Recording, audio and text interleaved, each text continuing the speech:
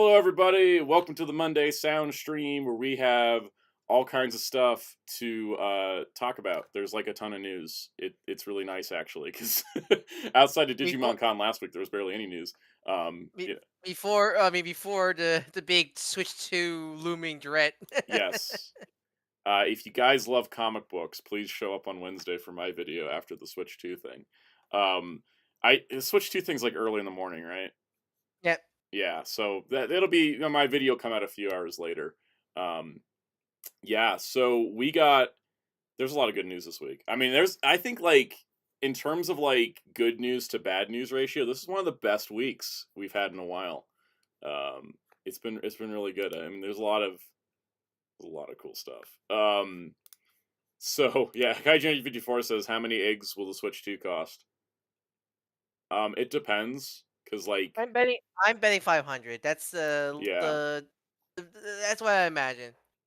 I have a weird feeling they're gonna pull a Wii U and have two different like hard drive Oh, pack. sizes. Yeah, I can see that. Yeah. Because I think they wouldn't have, but like because of like all the economic stupidity that's going on right now in most parts of the world, I think they probably are gonna have to like maybe split it and be like, here's a cheaper model, you just have less onboard space, that kind of thing. Wouldn't surprise me. Yeah. Anyways, I redid the shelf behind me. If you guys can see, it's not like a mishmash of things. It's all entirely One Piece now. So you Oh no, can you're down the rabbit hole. You go. I am very down the rabbit hole at this point. And I don't think I'm gonna get out of the rabbit hole, because why should I? Do what makes you happy in life, and apparently for me, it's One Piece. I was talking to somebody. I was like, I don't have addictions, but I do buy One Piece merchandise a little too much, so maybe that counts.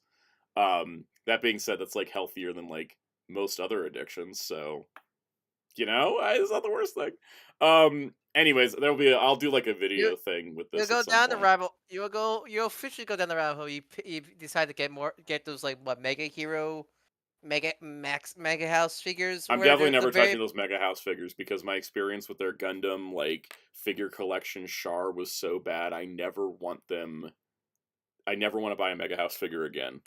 I know, but they're the only action figures of a lot of those characters. That's the problem, Yeah, sadly. a lot of them have been. I was noticing the lineup. Anime Heroes has knocked out like most of them. I think they're down to like Boa The Hancock girl, the and woman. and Robin. Yeah, Boa Hancock and Robin, I think, and like There's also Perfona. I think they did yeah. Perfona also and such.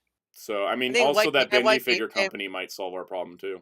Whitebeard. I think they did Whitebeard also. Oh yeah, but still, they're knocking the list off because they did me like Anime Heroes did Mihawk. So Yeah, but I um, say I was right. I'm waiting for him here to Whitebeard. yeah, it'd be interesting. There's like one of the issues with doing One Piece toys is that some of these characters are just gigantic. Oh Um, yeah, like Jim. I don't know how you do Jinbei. I don't know how to Jinbei. Here's my Jinbei solution for now. Um, A plushie. no, I bought the Funko Pop of Jinbei because I was like, and I got the Chase variant too, which was kind of fun. But I got Funko Pop Jinbei. That's my Jinbei for now. The only Um, way I can see them doing Jinbei is they're now doing those mega, like those Titan Hero anime heroes called like yeah, Anime Heroes Mega. put them in that. Put him as exclusive. That's the only way you can do it. Yeah, because I ordered the Funko Pop of Ivankov because my options for Ivankov figures was this Funko Pop Speak, or a very expensive statue. speak of Happy Trans Visibility Day, everyone. Yeah. Yeah, I've added a bunch of stuff back here. I got a Ban Presto statue of Rob Lucci in his awakening form because we were talking about Rob Lucci last week. I think it was last week or the week before. And I was like, I kind of want this awakening form I feel figure. like at this point I'm gonna get like one of those like 6-inch scale Robin statues to fill a hole. Yeah, I mean, at this point, it kind of just feels like you kind of have to. I've got a We're couple just wait. Robins at this point. I mean, we're still waiting on where the hell are those Usopp and Sanji, Sanji yeah. Roman. I So also bought Robin in her Arobi disguise because it's the only other Robin Funko Pop I didn't have because I had the Fishman Island one. So now I have both Robins. can't, can't wait for the Santa video of my Nico Robin collection. Yeah, it's gonna happen eventually. Like right now, I'm sitting at two Ban Presto statues. Yeah, two Ban Presto statues, two Funko Pops. That's it at the moment, but more. I'm gonna, more eventually. Um, yeah, no, and I've got. Oh, I'll show this one off, and then I'll kind of stop yapping about One Piece. I got this Banpresto statue. It's Luffy from the first opening with Shanks's hat, I love that. which is such an iconic shot that they made it into a statue, and I was like, I really, really wanted that, and he God. came in like a huge box because he's part of like the Master Lies like King of Artists Oh series yeah, or something. I have the lane that got from My Hero of that line, and they're big. They're surprisingly big. I was not expecting her to be that big of a box, coming Yeah, that big of a box. they had a It's whole such, series, and it was like the Luffy like hero journey collection, and it's like that one, and then Gear 2, Gear 3, Gear 4, and then Gear 4 Snake Man, Gear 5. And after I got that Luffy, I was like, I'm not gonna go for the others, they're all gigantic. Like, yep. yeah, I mean, guys, speaking of those variable here, it's got the Boa Hancock one. Like, Jesus Christ, I know she's big, but like, my God, like, it's so we just it's kind of ridiculously in action figure form yeah, of no, her definitely. design. Oh, um by the way, hi, I'm Ryan, Dark Horse yeah. 643. Forgot, see, Kaus wasn't here, and then I didn't feel like I had to do introductions for whatever reason. By the way, I speak of last stream, which is probably one of my favorite streams we've ever done for the channel. Yes. I want to shout out a comment from the Lazy Shell, from last week's stream. They quote him from his middle paragraph. Why do we need wipe Angemon's ass? It's surely one of the greatest enigma of all time. Jared, you spend pondering this eternal question. On that note, here's a fecal fun fact from someone who just got done with Next Order. Mega and Ultra Digimon in that game don't actually require bathroom maintenance. I guess they either completely shed their anuses when they fully digivolve, or consider them too cool to poop at that point. Thus ends the world's longest tangent about Digimon defecation habits. What will you can find those kinds of hard to any topic on the Soundout stream? It was so good I pinned that comment, so if you guys like want to I go die. La- upvote a comment. I die laughing We had reading that yeah, for comment. anyone YouTube that Premium. be quiet, YouTube it. For anyone that wasn't like at last week's stream, we had a whole long tangent about Angemon, about other Digimon of like But the Digimon bathroom maintenance. the bathroom maintenance of Digimon was like a whole thing. So like, yeah, I no, pin it's I pinned the clip on our Discord in the yes. Digi world I know there's channel. a Let's button. see There's that. a button on YouTube where you can see clips, but I don't know where it is because I'm not good at using YouTube. Anyways, You've been on you've been on this site for 16 years now. yes. They also like introduce like new features all the time, and then I'm like, I don't know how to use these. What's going on? I'm a very lost puppy sometimes with YouTube, even though again, I've been doing this 16 years. And that also is maybe sometimes a detriment at the same time because like because I'm like used to old YouTube, and then sometimes I forget that they change things. Remember channel artwork? Remember the 5 Yes. stars? Remember the 5 Remember stars? video responses? Responses? Yeah. Remember those? I've been Remember doing this a long time. remember the snow? Remember when they added the snowflake button during December? Yeah, that was kind of fun. Remember when YouTube was fun? I know, right? Remember DMs? Oh my god. Oh, direct messages. I Yep. gotta tell you, DMs being gone is kind of a bummer because sometimes you want to get in contact with someone and you can't, right? And like the DM option was there, but I got so many weird messages. I kind of don't miss them at the same time. Remember when custom uploads were a like a partner only thing? Remember, if your video was if you wanted to put a video more than 10 minutes, that was a partner feature. That too. Yep. Now Yep. we have 24-hour videos now. Yeah. No, you can upload it whatever length you want now. Yeah, it used to be a partner only feature if you wanted to upload over 10 minutes, and I was just like, my god. Yeah, good times. Good times. Speaking of YouTube, last week on the channel, a couple videos. First off, welcome Andrew, Oh, yeah. Jeremy Carr, Joe Cameron, Master Ben, Mr. Nuki, Mateki, Spider-Verse Prime, actually for Jason, Hellfire, Zeltrex, Kaiji 1954. I think I saw Logic Blaster. Anybody else I missed? Shout out in the chat. Eltoma, to MJ Klein, Dark Barcore Warrior. If I miss you, shout out in the comments. Yes, wave high and we'll say hello.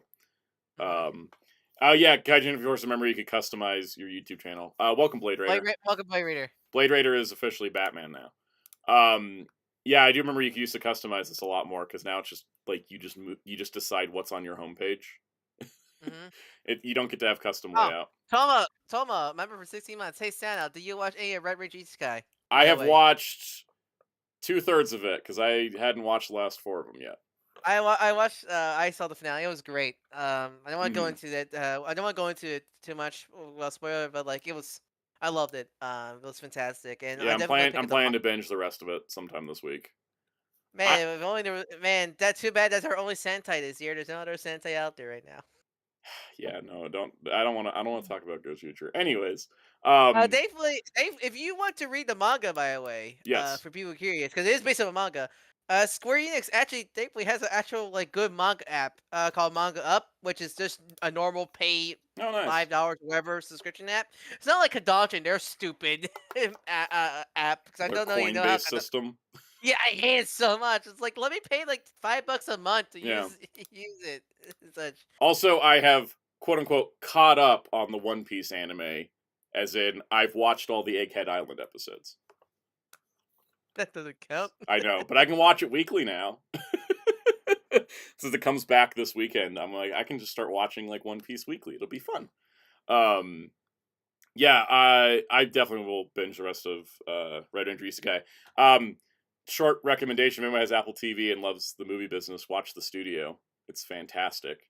It made me cry from laughing because I saw something in that show that I experienced in real life while working in the film industry.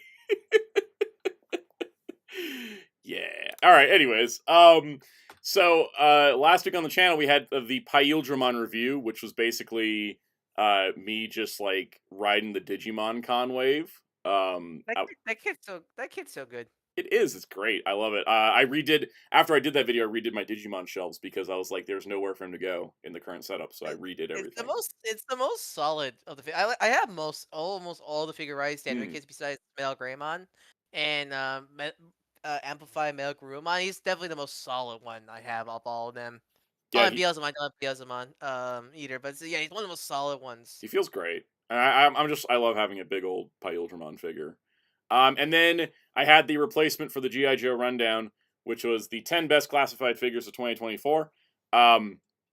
I threw as much clickbait into the title I could, and it still performed kind of So like, I don't look for this like idea to continue with GI Joe next year, because I I think like that. I I like think what I've realized, and this is also from like the fact I only got 2 comments, and then like also talking to people. The big thing with GI Joe is that the line is still great. It's still really good, but there's so much coming out into the toy world that unless you're like really into GI Joe, you're not really you had to looking be at stuff you on had it. to be you had to be you had to, is that the point where you need to be in that sphere now? Yeah, you're either really into it or you're not into it at all. And that's fine. But basically, like for the time being, outside of comic book related stuff, that's going to be like the last GI Joe video on the channel for the foreseeable future. Um, just because, like, as much as it's like, well, I want to make the video and that's all that matters. Like, I have to keep the business rolling. So, You heard that. You heard that right here, guys. GI Joe Classified is canceled. No more toys. Snake Armor canceled. Rattler canceled. like at this point, it's just going to be like I'm going to get the toys and enjoy them for myself, which also will also help prevent me from buying figures I don't actually need. Because sometimes I'd buy one and be like, well, it's a good figure and it could go into the You should. rundown. But You know what you should do, and it's sort of related to unboxings. But you should do like just another one of those like mess with toys you open up.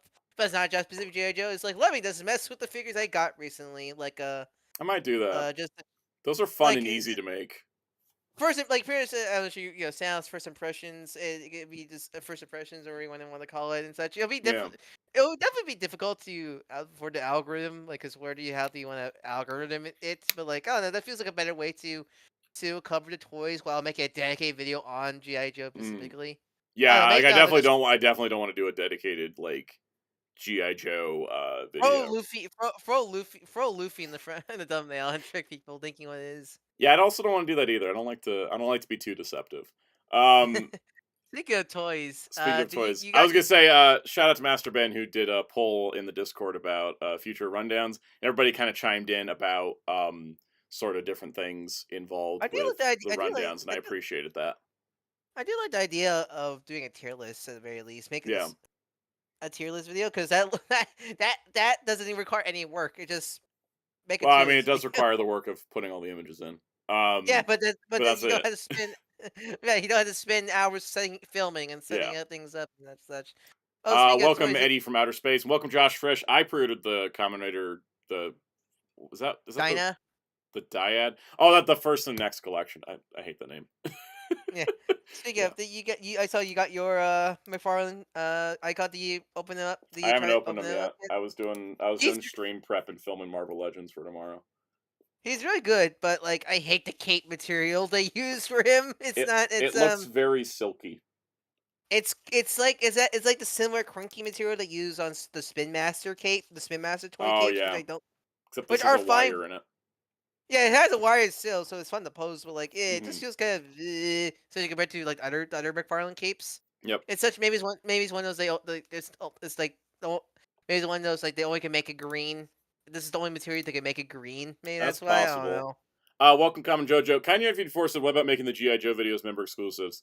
Um, mm, the tricky part with member exclusive videos that I haven't You cracked haven't, yet you is haven't done any member only stuff in a while. yeah. Also, if you guys notice what the member exclusive videos are, is like it's the widescreen version of a YouTube short. Because Eddie, we'll talk about Nacelle later on. They're on the it's in the Star Trek section on the show. The problem I run into like with the mental thing is that like um I don't You know want to pay? what You do I want to want. paywall anything? Yeah, I don't want to like paywall anything that I think is really great, like I want more people to see it, Um but then I I at least also see like want everything. to provide that as a perk for members, but then so I've kind of gone back and forth on it, and so and also I haven't figured out what members want to watch, because like even when I did like here's the raw footage from my Halloween Horror Nights trip, like 5 people watched it. I mean, to be fair, and this is It not is anything just raw against footage. that. Like it's not Yeah. that exciting. Oh, Yeah. it also not and no offense to that video. It's a fun video, but also Yeah. it's very much different from your normal type of content. It did perform better than the GI Joe video from Friday though, so there's at least that. But still, like, Yeah. I'm so trying I'm like, trying to figure it out, cuz what I don't want to, like the worst. I see too many YouTubers, especially in the toy space mhm. and the Toku space specifically, where they pretty much threaten you to join the membership to watch our video. Like, oh, would you like me to see this review of this highly requested thing for me to review? Join our membership to see our video on it or something. I hate that. That it just like Yeah. it's kind I of don't like that it's sort of either. it's kind of poor shaming because not everybody Yeah. has money to like. If you're a fan of this content creator, but like literally cannot sacrifice any funds to for them because Mhm. you're poor or you need to save money on certain life stuff, Also, cuz like we're then toy like collectors. Like I understand if you don't have money to throw to a YouTuber. it's such a that Yeah. it just feels like both greedy and also like and poor shaming Yeah. by just locking like I like That's there's a kind of difference why between I feel more comfortable just doing early access for members and yeah then giving early them access like a member yeah. stream. I try to do it once a month, but scheduling, I've been having issues with that. Like I feel like the early access, I want to try to get videos done earlier so that early access period is longer, but I don't like locking videos away behind the membership thing. Cuz yeah, Blade Raider says it's YouTube. The site that's appeal is it being free. Yeah, I kind of I feel like that too, and it's like but I want to make Like sure though that people are who are members, like Common Jojo. Thank you for watching the stuff, and also welcome Man of Movies. Um, People who are members, I want to make sure they have perks.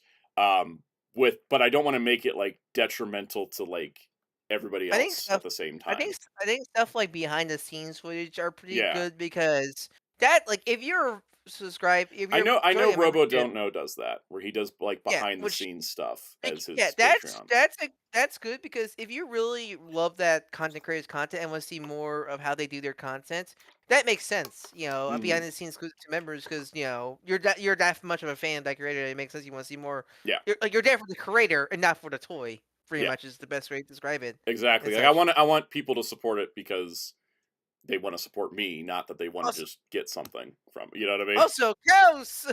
Hey, I see y'all still in the intro. Good, good. Yeah. I didn't miss too much, huh? Yeah, I was stalling a little bit. I won't lie.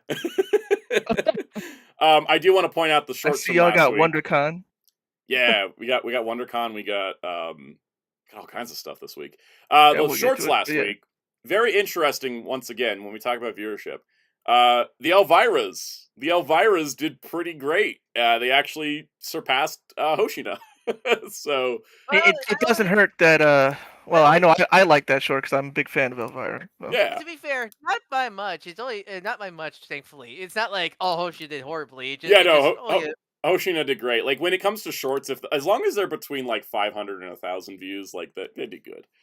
It's when they come under that I'm like, ooh. your Hosha video is definitely outdated. Yeah. As we're getting to. I mean, that's also the problem of like when I get them from Big Bad Toy Store instead of like from like directly. Like I'm always behind the power curve on Figuarts. Now we have Cavs here. Any quick thoughts on Nintendo Direct last week, guys? Well, it's good. I'm glad you asked because I actually didn't hate it. Some people were like, "It's the worst thing ever. It's so bad," but I Yeah, wasn't I thought it was a expecting great much. warm up for Switch 2. Exactly. That's the Metroid Prime 4. Yeah. Oh, that looked that That enough should have been enough. That looks so good.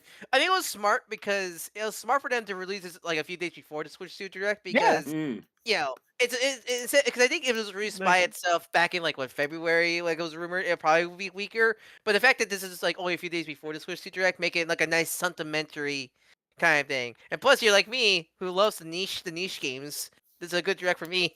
My mom was hyped You know about what I was Tomodachi super Life's hyped? sequel. Oh yeah, You know what I was played so much of the 3DS Tomodachi game. My mom played the I crap can't- out of that game. I can't wait to make the Hero Club Tomodachi Island and just be utter chaos. Yes. Kals, what was your most hype thing? Funny enough, related to the Tomodachi thing, I had two. I had the Tamagotchi one. Mhm. So Tamagotchi game. I like V Pets. And also the Raido Kusunoha remaster. Oh, I know, right? I can't wait. I can't wait for the remastering the Devil Summoner games. I can't wait for this so much. I was like, yes. I mean, what do you guys think of Marvel Cosmic? Oh, you mean my Invasion? most hyped Oh, yeah, thing of the that whole too. Direct? I know, Yeah, right? You got it's That's literally absolutely one. Phyla Shredder Vel is in a Revenge Marvel video game and she's playable. Oh my god. literally the Shredder Revenge team. Yes. Yeah, Marvel game. Give me all. 15 characters, like you pick two and you can swap between them, and Phyla Vel is a playable character. Oh my god. And Richard Riot grew That's his who hair that out. is. Okay. Yes. I was trying to figure out who It was she was. it's 90s Richard Rider, like with the big ass like long hair. He's got Like waist Super like Saiyan. hair. Yeah, he's Raditz. He's Raditz. It's Raditz. Yeah. But God, no, I'm so Phyla happy. Vel is like one of my favorite Marvel characters. If you guys remember from when I did a Marvel Legends wish list, I wanted her and Moondragon. We got Moondragon. I'm still waiting for Phyla Vel, and I'm like, she's in this game now. Give her a damn figure. Yes. Come on, Nihilus. We need a Nihilus Yes. and Viavel, Marvel Legends.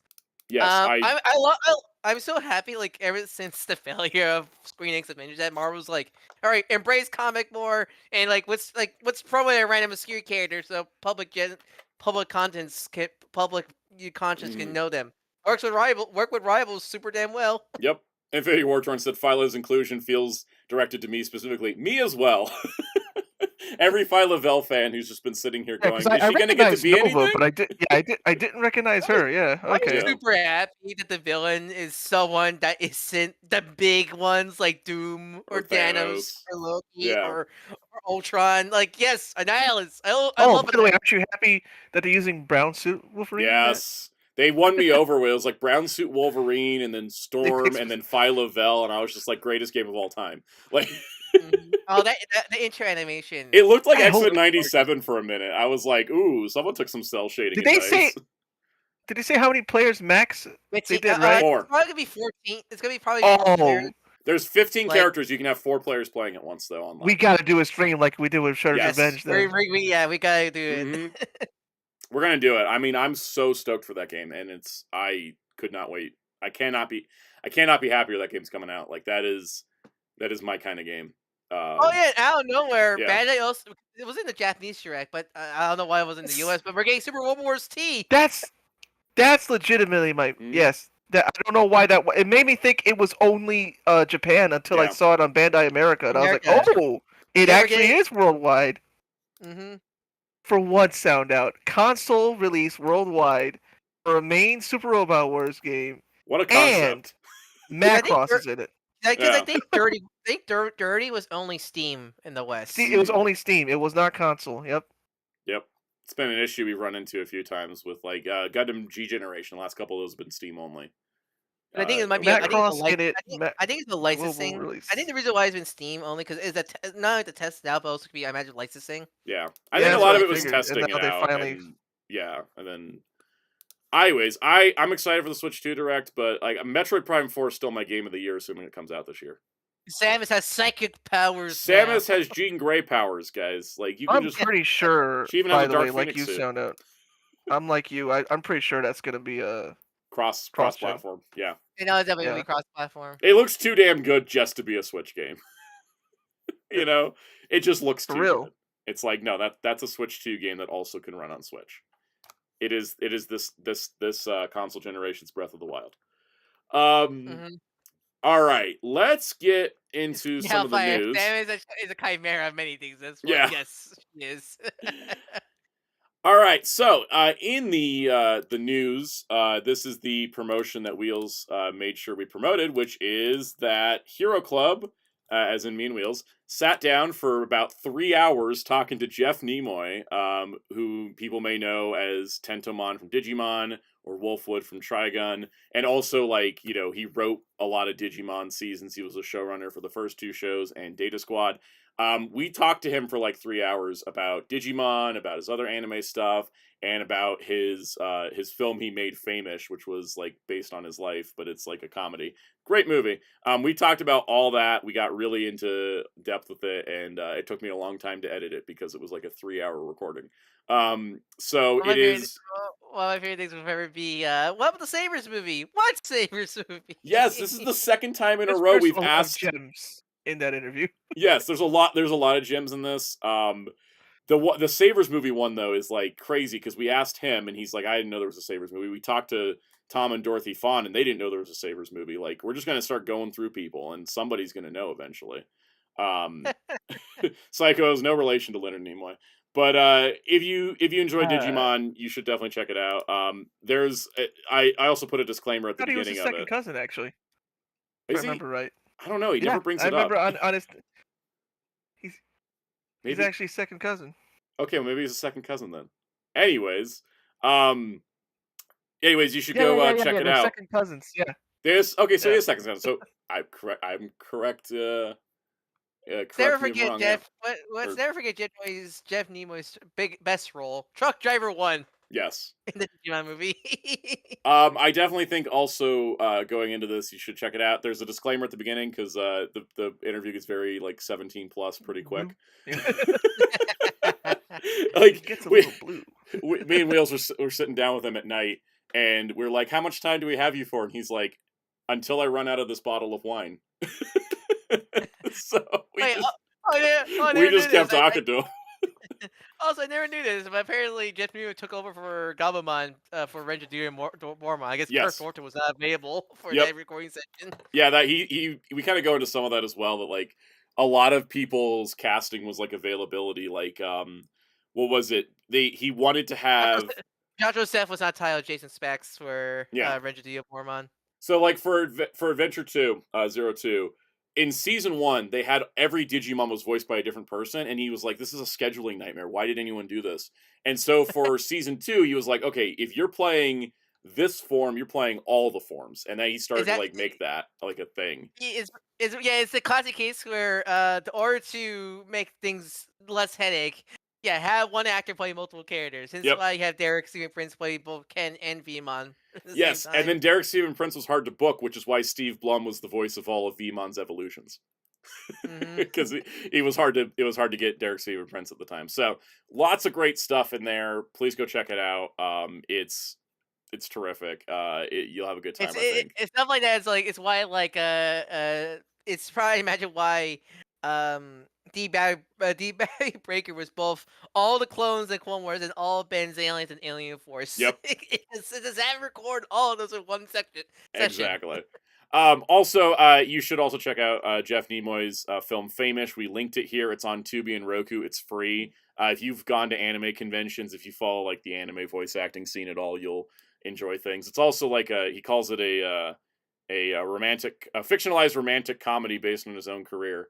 So it's great. You should check it out. We watched it before doing this interview, so they're like, I think the back half of the interview is just me and Wheels talking to him about that movie. That movie also has like Brian Drummond in it. There is like people like Lex Lang in it. Like there's Brian Drummond or Brian Drummond or Brian Donovan? Drummond. Sure. Okay. Davis. No, that's Brian Donovan. Thank Donovan. you. Yeah, I don't know why I said Drummond. I was like you're thinking of Ocean. You're thinking of Ocean people. Anyways, yeah, Brian Donovan. No, there's a great clip in here. We actually put a clip from the movie into the interview, so you should guys go check it out after the stream. Good times. All right. Also adding to this, if you haven't checked out the brand new Hero Club playlist, we're calling the Fox Kids Collection, because this is all people that did stuff that aired on Fox Kids. We've got a new playlist here. In addition to that, if you're looking for any other Hero Club interviews, we have 24 plus hours of interview content on the channel, and you should go check them all out, because they're all great. We got more in the future as well, so stay tuned. One day you're gonna find someone that work at that Fox Kids event. Yeah, the one that you've been to. Yeah, but... I should do facial recognition software on the Polaroids I have. Could you imagine? Be like, hey, you were at this thing like 20-something years ago. Tell me about it. And they're like, I don't know what this is. All right, Lostest media. It's the lostest media, because I experienced it and yet I can't find anything about it. Let's get into the news here.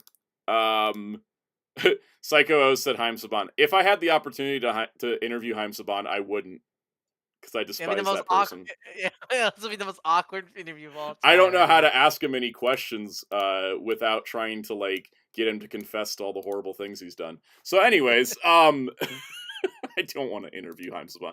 The thing is, like, when you do interviews, sometimes you get people and it's like, okay, this person's had like kind of a, rough background or something, and you just kind of go with it and you work with it and you're like, let's just, talk about the business. And then sometimes there's like certain people where you're like, I don't want to interview that person at all. So, all right, let's talk comic books. Mobile Suit Gundam: The Origins manga is getting a deluxe edition release from Vertical Comics. This is weird. So basically what this is that they're combining the 12 volumes of Gundam: The Origins hardcovers that Vertical already released and putting them into 6 hardcovers where they're higher page counts for $5 cheaper than the cover price of the individuals, which is not that much smaller. And then the actual trim size is a bit larger. But then they mentioned that, like, while all the color pages would be included, some of the bonus material, like the interviews and essays, aren't included. Personally speaking, I'm going to say I don't really see a point to this at all. The original hardcovers are great, and they're not any more expensive than these. So are these like worth it? Because these are damn expensive, especially for manga. Because like the individual hardcovers are $30, and they are 2 volumes of the Japanese release put into one hardcover. Right? It's a 24 volume set. You get 12 volumes. This new one's going to be 6, but they're $30 cover price. So like you're only saving $5 by going with this, but you're losing pages, and the cover art is not nearly as beautiful. Is the series worth it? I think so. It's my favorite telling of the original Gundam series. I absolutely adore it. I think it's the better version of the original Gundam story. Does it have that kind of 70s anime jank? No, because it was written and drawn in the 2000s. So it's like updated. It feels modern. Mm-hmm. It takes consideration of other expanded Gundam materials to like kind of make them happen more. It's where all the backstory stuff that became the Origin anime. I highly recommend the original Gundam: The Origin manga. It's fantastic. Yasuhiko is like, one of those creators. Mm-hmm. Are these like so heavy it made like a dent in your floor, something like that? Yes, I had them stacked in my the dent's still in the carpet from when I had them stacked up for like half a year while I was trying to get a shelf for it. They are on shelves now. I really like the origin, so I would recommend the comic. I just don't think this edition is like worth the downsides, if that makes sense. Um, I would kind of just go with the originals because they're still pretty available. And you can get them on sale a lot of times, which is great. Also, welcome Commodore 64. So I just wanted to inform about this, but I'm like, I don't really recommend this edition. And also because I think it's 880 pages in a volume like that. I would be worried about spines at that point. Welcome the person. They're good house defense weapons, at least. They are. Oh, I know what you mean by the spine. I'm already imagining the spine in the middle doing that thing where it's like all like sprinkled and bent because it's too heavy, you know? Mm-hmm. The original hardcovers were like 400 something pages. They're great, really nice glossy paper. Like they're more expensive manga volumes, but they're really good. Like they're the best manga I have. Yeah, they are. And also, if your house ever gets raided, you have a defense weapon you can use. Yes. You know what's also a defense weapon? For whatever reason, the Tony Chopper Pop weighs like a whole solid pound.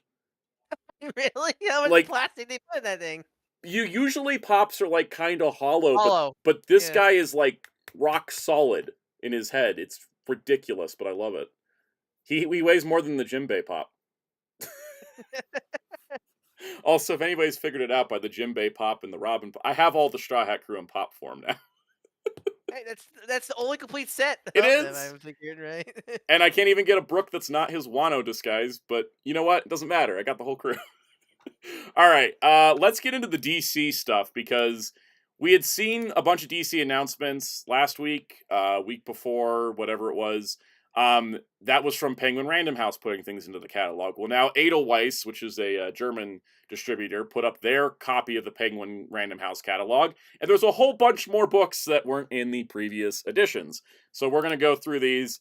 There's some of these don't have their contents listed, so we'll just kind of go with it, but we just had to guess. We just kind of had to guess. We'll just have to guess. All right, so starting off, Sandman Mystery Theater Compendium 2. People have been waiting for this for a long time. This is the second half of the Sandman Mystery Theater series, and people were worried. And definitely not written by a horrible person. Yes, Neil Gaiman wasn't involved, but people were kind of concerned because everything Sandman related got taken off the slate because of the Neil Gaiman scandal. So luckily this came back on because this is like it's Matt Wagner, Steve T. Siegel, and Guy Davis, and it's about Sandman Wesley Dodds, not Sandman Dream the Endless. That's kind of like the whole idea. I haven't read much of Neil Gaiman's Sandman. I probably never will because now. But I always like Wesley Dodds' Sandman more. Something about the gas mask, the trench coat, the hat. He's got that. Cool. He's got that really cool, like pulpy '40s feel to him. Yeah, I've always appreciated the character. So I'm glad this is coming out. All right, this is like one of my top, most exciting announcements. Green Lantern Compendium 1 Rebirth. So what this is, I thought when I looked at the cover and I saw Jeff Johns' name, I was like, okay, this is just going to be like the Jeff Johns Green Lantern paperbacks, but more combined. Then I saw the 1,536 page count. And I was like, excuse me, what is in this? It has Green Lantern 1-17, Green Lantern Rebirth 1-6, Green Lantern Secret Files 1, Rand Thanagar 1-6, Green Lantern Core 1-6, Green Lantern Core Recharge 1-5, Guy Gardner Collateral Damage 1-2, Ion 1-12, and Rand Thanagar War Infinite Crisis Special. This isn't Jeff Johns' Green Lantern. This is Jeff Johns' era Green Lantern. And it's all the series that were happening at the same time. And also, that's a lot for a compendium. Yeah, 1,500 pages for $60. Mm-hmm. Also, welcome, Wheels. Don't worry, we promoted the Jeff Nimoy interview. We did our duty. Hey, you know that part of GXK New Empire where Godzilla just walking out of Rome? Yes. Charge it up. That's me right now trying to figure out why I feel like my ribs are broken. Awesome. Well, while you work on that, we're going to continue to look at comic editions. I don't know why I said awesome to your ribs hurting. Let me. Awesome. Awesome. Glad you're in pain. Because you're an insensitive bitch? I don't know. I don't know. Sometimes I am. I apologize. Hey, speaking of, it's your favorite boy that dies all the time, Santa. Well, let's get back to. I want to do one more thing on the Green Lantern thing before we move to the next one. Wait, is it Meaty Leg Man? Get there. Let me do the Green Lantern thing. Ion and Guy Gardner Collateral Damage have never been collected in trade paperback before. So this is like a first. And this is, they've been doing omnibuses for Green Lantern of this era, but it's been like the Jeff Johns omnibus, the Green Lantern Corps by Peter J. Tomasi omnibus. This is just everything. It's not like creator branded. So Lantern is still falling behind. Still. yes, I kind of hope this just keeps going, and they do like several of these for the pre-New 52, and then several of the New 52s for the Rebirth. They could just go nuts with this. I like this format. I'm excited. Let's go. All right. The reason I'm wearing my Hawkman t-shirt today. It's your boy. I finally won, okay? DC Finest is finally doing a Hawkman volume, Wings Across Time. And why I say that I finally won is because, legitimately speaking, when they announced that Jeff Johns omnibus reprint, I was like, fine, I'll buy it. But like, now this is the good shit. We got Brave and the Bold 34 to 36, 42, 43, 44, Mystery in Space 87 to 90, The Atom number 7, and Hawkman 1 to 16. It is Silver Age Hawkman with the Joe Kubert art and the sci-fi storytelling that doesn't obsess over him being a reincarnation of stuff, and it's him and Hawkwoman working together and like not having like weird problems where like he's a stalker or whatever, all that random crap that I've dealt with since the 20th century, 21st century with Jeff Johns' stuff that's always bled into every other adaptation, including even GLU. And none of that is here because it's the beautiful Silver Age and probably my favorite Silver Age comic of all time. Also, a stupid helmet. I love his stupid helmet. Joe Kubert knew how to draw the crap out of that stupid helmet. I cannot recommend this enough. And I say this because I have old trades and hardcovers of this that I can replace now, and it makes me really, really happy. So, yeah, this trade here is from 2000. Philip Serenos, remember for 2 months. Dang, the energy they preach up in this. Yes, I'm very excited. Also, this book comes out 10 days after my birthday, so I feel like that's it's your birthday present. It's a birthday present from DC for all my dedication to their damn company. Anyways, I can't recommend this enough. Like that is some of your best Silver Age material right there. Hyped. All right. Next up, DC Finest Horror: The Devil's Doorway. This is a genre volume, essentially. So it's got horror, like blurred. Look, a wolf. You're talking so fast, your horror blurred, and it sounded like my favorite whore. Look, I always talk about this with Garo. It's like you got to make sure you pronounce horror or horror because those are different characters. Exactly. Anyways, it's funny how you were like horror. So, DC Horror Edition, House of Secrets, House of Mystery, The Phantom Stranger, Witching Hour, Unexpected. The Phantom Stranger issue is kind of like a crossover with House of Mystery, but this is going to be like all your horror titles that you really can't collect House of Secrets separately from House of Mystery, from Witching Hour, from Unexpected. Like, you couldn't do like individual like volumes of these. It just wouldn't work, even with like Len Wein, Neil Adams, Alec Toth, and Bernie Wrightson on like creative teams. There was no way they could do individual volumes. There just wouldn't be enough branding. So they're just like, let's just throw them all in one volume together. And I think that's neat. And I like it. And I'll totally buy it. Because, this is like 60s, 70s DC horror is like also the good shit for the Silver Age. So I love it. All right, moving on. Next up, DC Finest The Spectre, The Wrath of the Spectre, which is even more great horror stuff. This is going to be Adventure Comics 431 to 440, Showcase 60, 61, 64, Spectre 1 through 10, Brave and the Bold 72, All Squad Squadron 27 to 28, Ghosts 97 to 99, and Wrath of the Spectre number 4. The reason why Wrath of the Spectre 1 through 3 are not here is because those are reprints of existing stories. Wrath of Spectre 4 had basically what was supposed to be issue 11 and 12 of the previous Spectre series.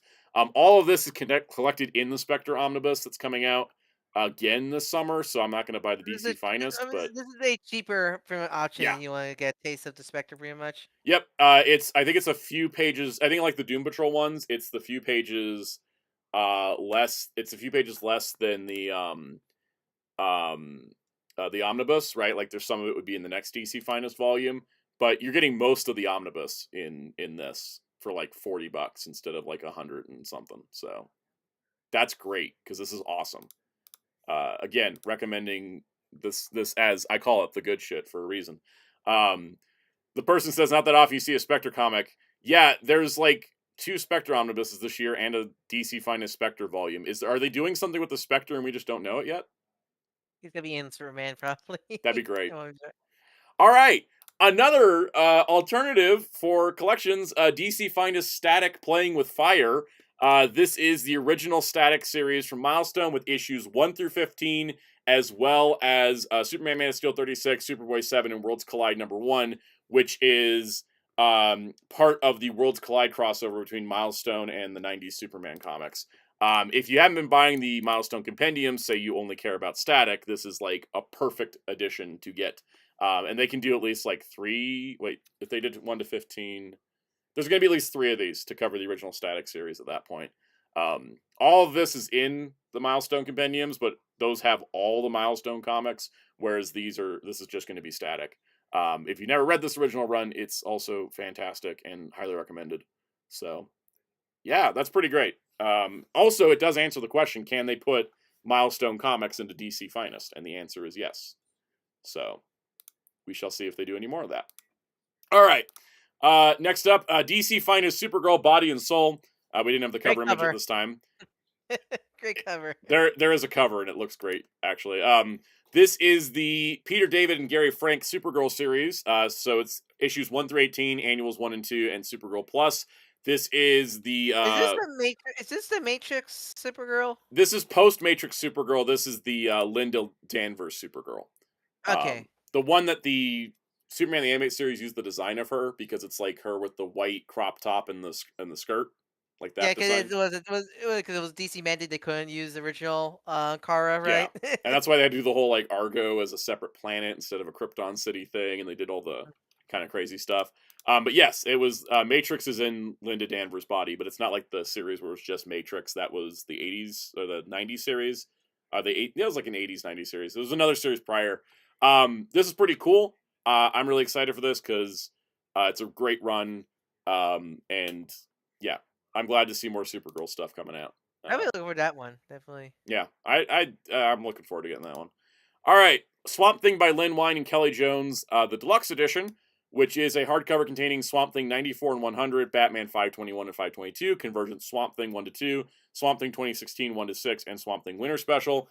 Naturally, as the title says, it's Swamp Thing by Lynn Wein and Kelly Jones. So those two together and all their Swamp Thing put into a big old hardcover. So that's rad. This is exciting. We're getting a Jonah Hex All-Star Western Omnibus with his... But this one you might get, because I heard nothing but great things about All-Star Western. I read All-Star Western in singles during the New 52. I think it's the only New 52 series that actually had a lengthy run I didn't drop at some point.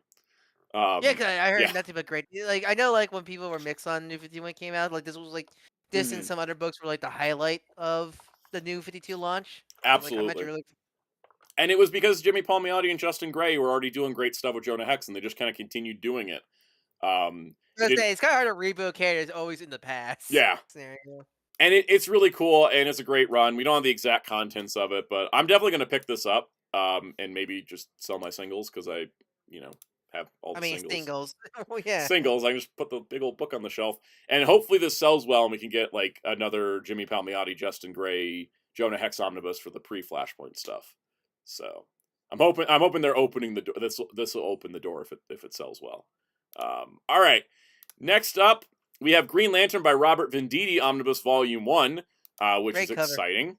Yeah, another temp cover. Green Lantern Corps 21 to 34, Green Lantern 21 to 34, New Guardians 23 to 24, Green Lantern Annual, Green Lantern Corps Annual 2, Green Lantern New Guardians 23 to 24, Secret Origins 3 and 9, Red Lanterns 24, and Green Lantern 23.1 Relic. This is because this is part of an event crossover.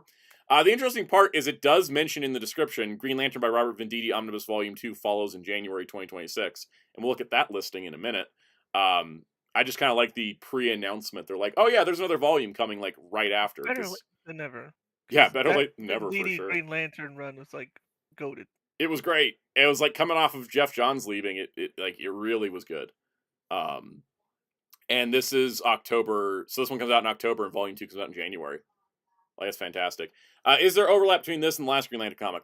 No, because the Green Lantern Compendium is like at the beginning of the Jeff Johns era, like the Green Lantern Rebirth era, whereas this is like after the Jeff Johns era. So kind of in a weird way, like they do kind of correlate in that way, but there's no overlap yet. But yeah, all right, we got more. This one Reddit poster just kept finding stuff. All right, Secret Six by Gail Simone Omnibus Volume 2, coming out in November. I really should Stoked get the about first this. one. I should really get the first one because I heard nothing but great things about Secret Six. It's pretty much better Suicide Squad, right? Yes, better Suicide Squad. Gail Simone has said it's her favorite comic that she's ever done, and I think it's Bane. It has Bane in part of the team. I love Bane. So like any yes. content with Bane, It's got like Bane, it's got Catman, it's got Deadshot, it's got everything. Is there a new Secret Six book out currently? There is, yeah. Nicole Maines is writing it. It's got like Dreamer and John Kent. And I saw John, yeah, because a lot of because it's like follow up after Absolute Power, pretty much. Yeah, it's like they're like the Absolute Power, like we all got screwed over by Amanda Waller kind of group. But anyways, this is going to contain Secret Six 17 to 36, Secret Six from 2014, which is the New 52 series 1 to 14, Suicide Squad 67, Action Comics 879, Doom Patrol 19, and material from Convergence Wonder Woman number 2. I imagine all those were like when the squad, like the Secret Six return. I imagine. Pretty much. It basically will give all their appearances, and it's gonna go perfectly with the first volume, which is it's like you got both those together. It's like the entire series, which is fantastic. Yeah, super stoked about that. All right, DC Finest Super Friends, The Fury of the Super Foes. I love this cover. Oh, the very chaotic cover of Wendy and Marvin. This jump scare by the Super Friends. Yes. So this is the entirety, I don't know if this is the entirety. I think it's only like part of it. It's the Super Friends tie-in comic, so they're limited collector editions issues 41 and 46, which are like one-shots to have Super Friends in the comics. They got the Wonder Twins in through this as well, and the first 26 issues of Super Friends. Yes, it is the same Super Friends from the TV show. This is technically a tie-in comic, which is also our first DC Finest to be entirely tie-in comic, because the Harley Quinn did have some stuff from the DCAU comics, by the nature of her debuting in DCAU. Dun, dun, dun, dun, dun, dun, dun. Yeah. All right. Superman: Our Worlds at War Omnibus Volume 1, Prelude to War. This contains all of that stuff, because I ain't reading that all out, which is basically the first half of the Our Worlds at War crossover from the early 2000s. That's Ed McGuinness, right? The artist? Yes, Ed McGuinness and Jeff Loeb. I always love Ed McGuinness art. I always love Ed McGuinness art style so much. Like, to me, he's like, his Bizarro is my de facto Bizarro design for him. Mm-hmm. Yeah, you got Ed McGuinness, Doug Mankey, Joe Kelly, Jeff Loeb. There's a lot of great stuff in here. I've actually never read Our Worlds at War. I own the trades of it. They're sitting on the shelf and have been for like 8 years. So the guy in the cover that Superman is punching, wasn't he in the Legion cartoon? Yes, that's what I remember. that is Imperiex, who they ported to the Legion cartoon. And yeah, it was the same. I was like, I recognize that guy. That guy. The only reason I remember that guy is because of the Legion cartoon, and they made a Build-A-Figure of him that was kind of hard to get in DC Classics because he was a Walmart exclusive. Yeah, all right. Injustice Gods Among Us Compendium 2. It's basically the Injustice Gods Among Us in Omnibus 2, but in paperback form. And I kind of like that they're doing this more, where they're like, here's the paperback edition of our Omnibus. So yeah, I really like it. Super Sons Complete Collection Book 2. This is like the next chunk of Super Sons in thick paperback. I didn't realize they were Super Sons. I didn't get, because I missed out both Omnis, so I might as well get these then. Yeah, these are basically just breaking the Omnis up. This one's 800 pages. Oh my god, that's crazy. Yeah, that's a good deal for $50, and I might guess this price. DC Finest War, the Big Five arrive. Okay, I did love it. It's just war. It's just war.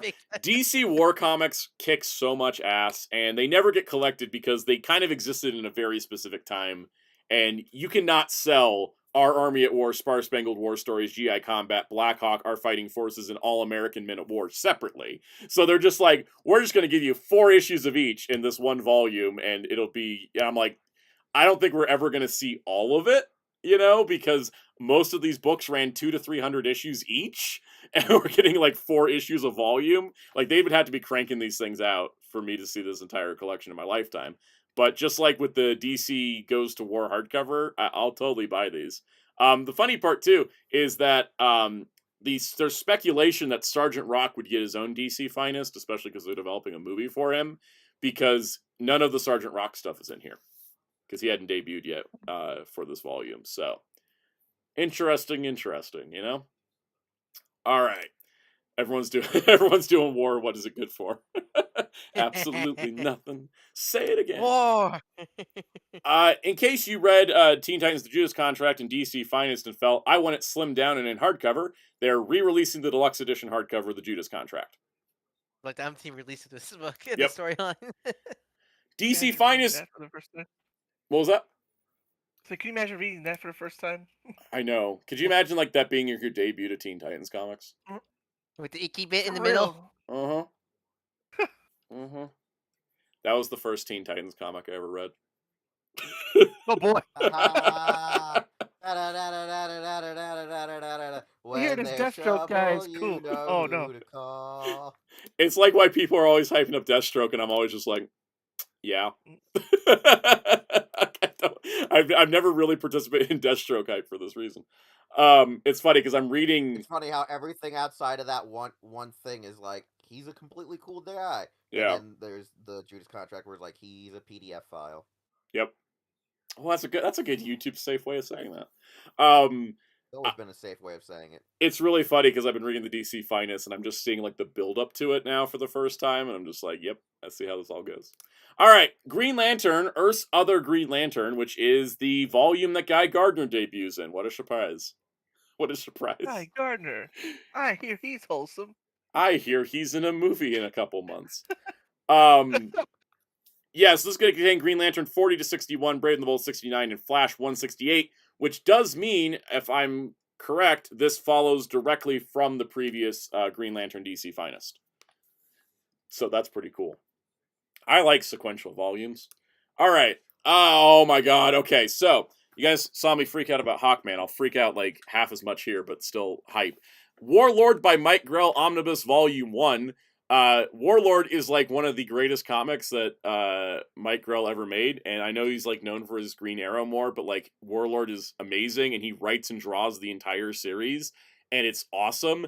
And DC Universe Infinite had been restoring like the Warlord issues and putting them up on. Did Ryan drop? Did we lose Ryan? I think so. I was about to say, who the hell did we lose? Yeah, we lost That wasn't Ryan. me. All right, well he'll be back. Saving Private Ryan. We gotta say that when he comes back. Exactly. Anyway, so Warlord was getting restored on DC Universe Infinite, and they stopped. They were like, "Oh, we did 10 issues," and they just stopped. And I was like, "Why didn't you keep uploading it? This series is great, and it's never been well collected." Well, now we know why. There's an omnibus. So this is going to contain Warlord 1 through 50, Amazing World of DC Comics 12, and first issue special number 8, which is the debut of Warlord.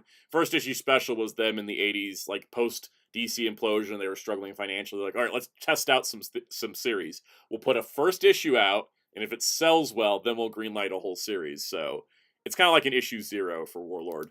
But yeah, getting the first like 50 issues of Warlord in a single volume is awesome, and that means I think they can get the rest of it into volume 2. So I'm excited.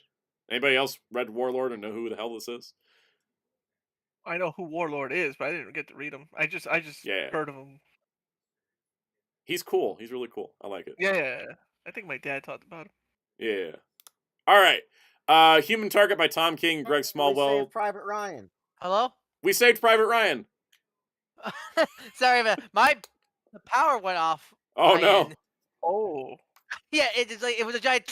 One of those. Oh, that's happened. Your power couldn't handle the awesomeness of the Warlord omnibus. Matter of fact, as it gets warmer, what happened to Ryan's probably gonna happen to me a lot. Because it's pretty hot. It is pretty hot today outside. Yeah. Yep. It's hot out. It was like 85 last week here. Hot out today. Because in the summer and during the hot months, man, it'd always be like that. Just like what happened to Ryan. It'd come off, come back on, and then like. But it's just enough for your internet to stay off because it has to reboot. Yeah. It's not like those quick blips where it holds everything together. It's like suddenly, boom, it's gone.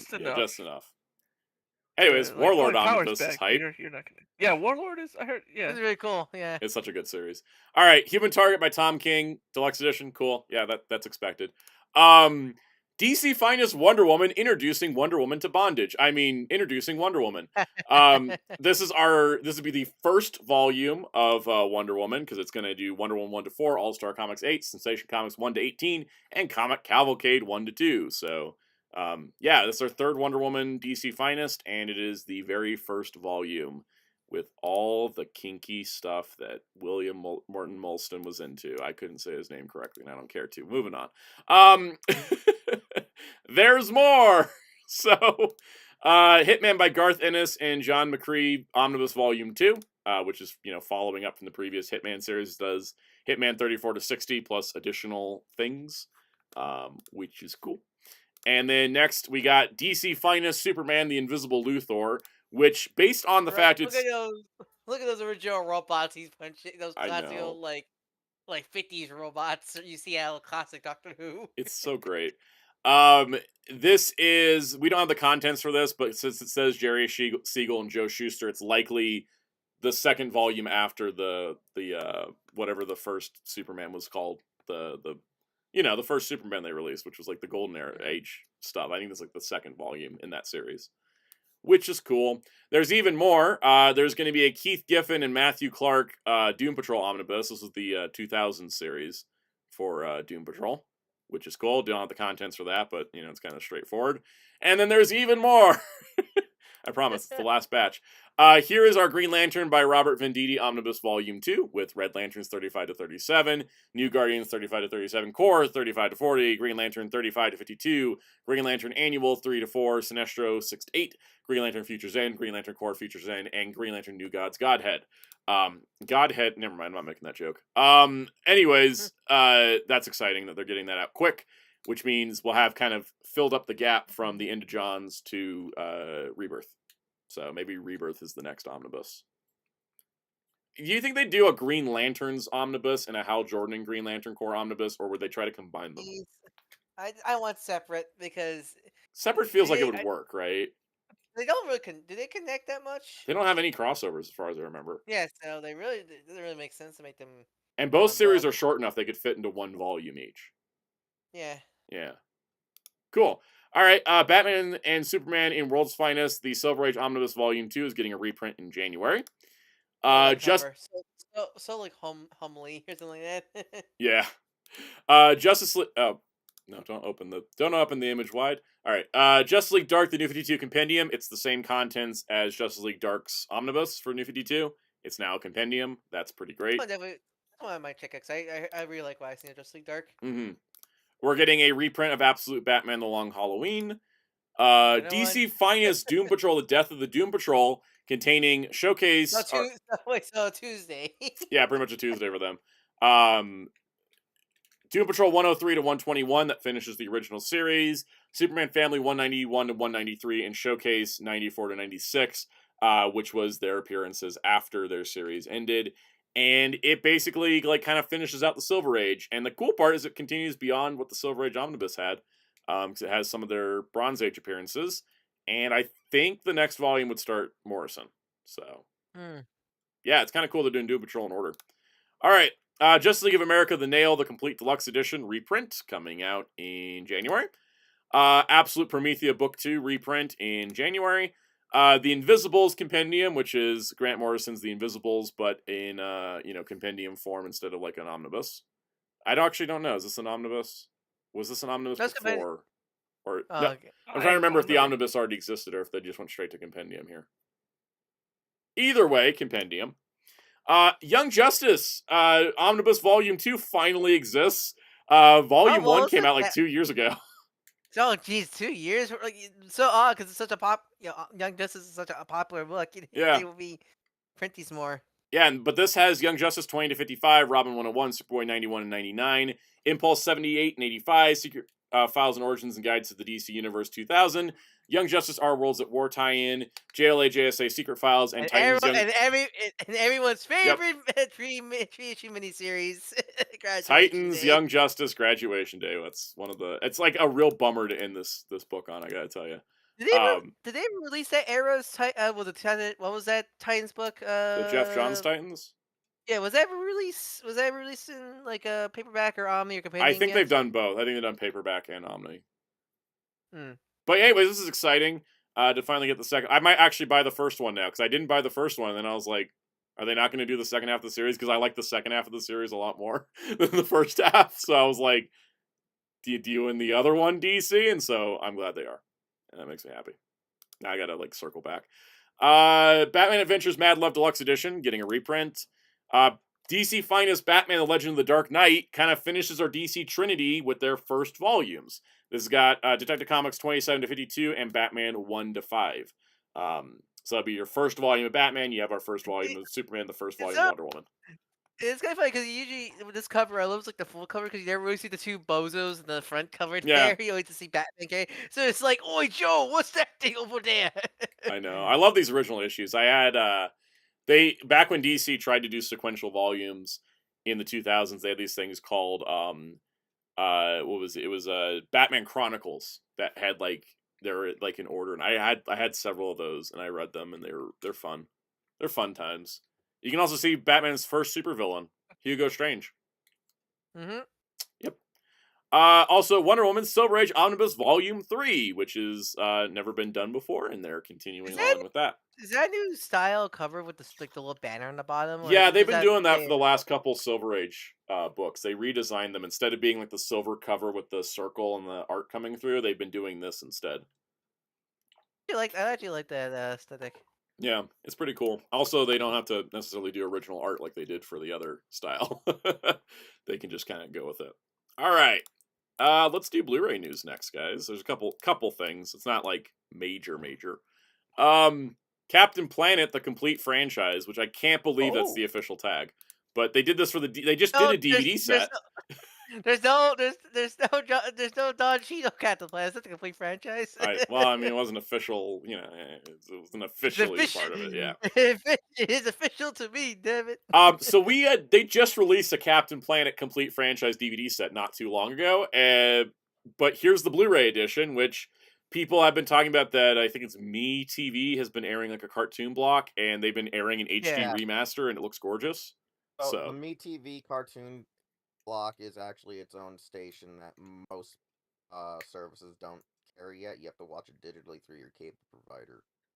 It was an online thing, like a Tubi equivalent, but I didn't know it was actual channel. Whatever it is, there's an HD remaster airing on that, and that's probably what's going to be on this Blu-ray, which is great because it looks really good. I saw people posting comparison shots, and I was like, "Ooh, if that's the case, this will be a really good Blu-ray set." I would say this probably is a full restoration of the show from what it seems from the original like film slides and stuff like that and the frames. Because like MeTV does have cartoons on MeTV's program, but this and several others are not a part of that. Like they have also co-streaming rights with Speed Racer, but you can only get it on the MeTV cartoon thing. Cool. This is like the feel like they're such a not the norm. Yeah. I know, like people, I definitely see people going like, "Oh no, they could do the Ben 10 Blu-ray, right?" Like, no, I don't also because no. Here's a big thing: cell animated versus digital animated. Ben 10 was digital animated. Oh yeah, Ben 10 is probably made in HD, but I just still don't think WB wants to fork out the money because Captain Planet has a nostalgia brand. It is. It's also Captain Planet has less episodes. That too. Yep. Also, for all we know, MeTV paid for the remaster. Yeah. All right. Next up in the world of anime Blu-rays, Dan to Dan Season 1 is coming out on a collector's edition and a standard edition Blu-ray. The collector's edition comes with art cards, a 32-page booklet, and a sticker. And then the standard in a nice box. And then the standard edition is just, Blu-ray case with a slipcover. So from what I understand... bonus features. So what I understand, because since GK is now is like anime distributor now, because before it was just like only films, right? I understand. Right. I think this is their first series set. I want to say I could be totally wrong. Anyone in the chat can I think they did Be the Beginning, which was a Netflix series.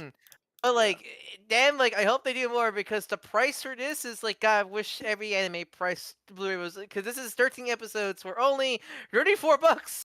Oh, like actual prices how they should be? Yeah, I know, right? It's like shit.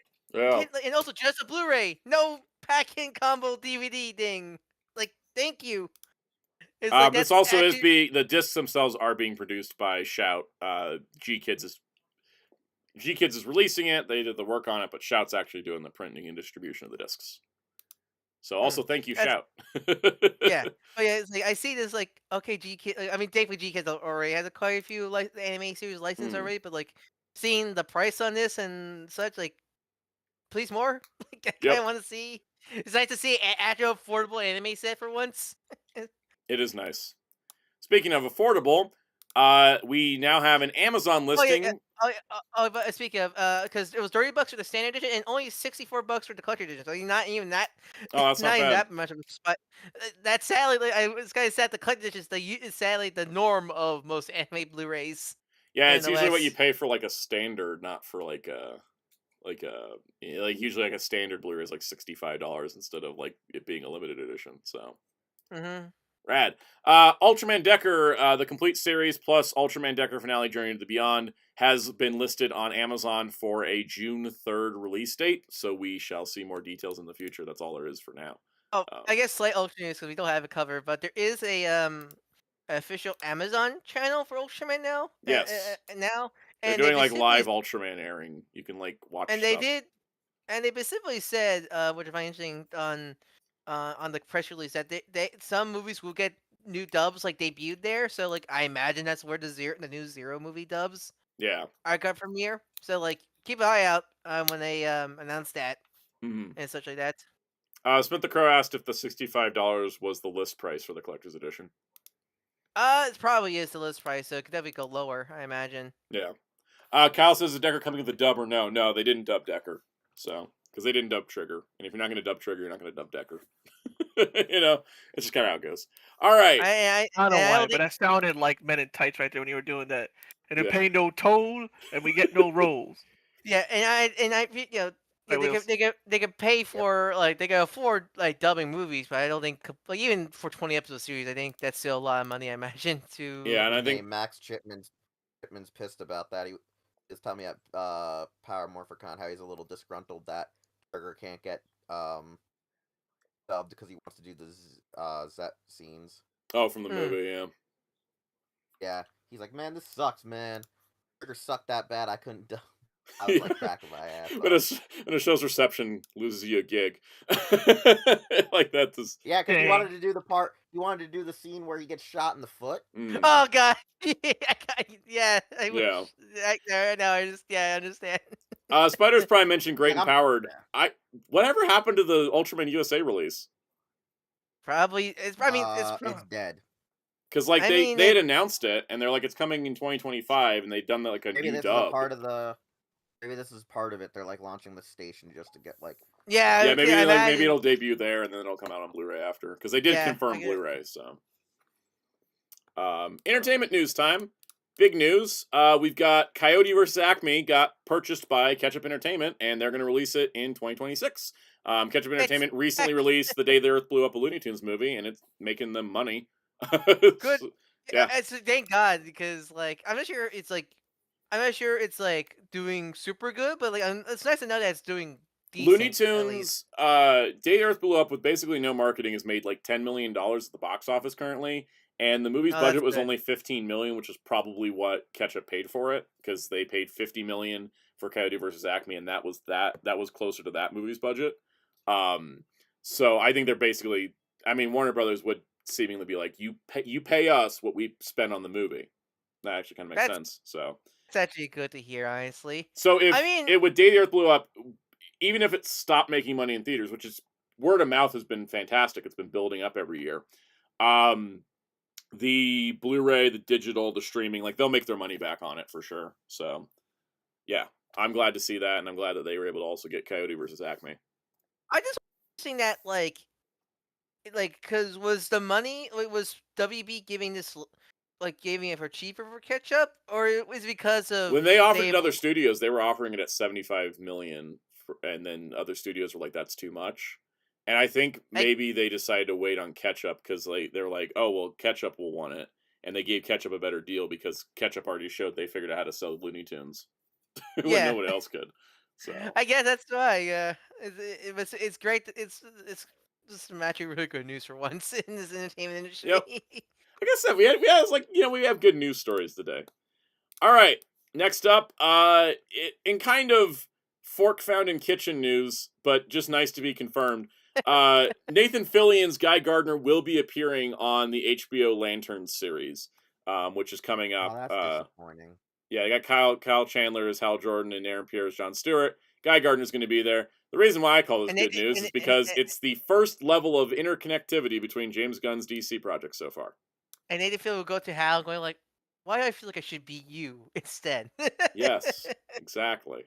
So yeah, I mean that's good news. All right, let's get on to the big entertainment news. The Avengers Doomsday cast. Sal, you need to do this off screen. It just needs to be your chair. Do I have to turn the chair around and then like we put names up there that way. for 5 hours? Yes. Do it that way. I would like to, but I actually have to sit here and scroll. Anyways, so Avengers Doomsday's what?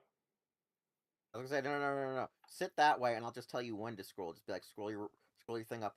Be like, scroll up. We'll just. And all I said has digital psychic powers. He can scroll with his. I wish I had Samus's psychic abilities right now because they would really work. Yeah. So for those that are unaware of what we're talking about, Avengers Doomsday has entered production, and so in order to announce the cast, they decided to do a 5-hour live stream where they just had director chairs with actor names on them, and then every 15 minutes they'd pan to a new chair, and then pan to a new chair, and so it was interesting because they the way they spaced out the names was kind of bizarre.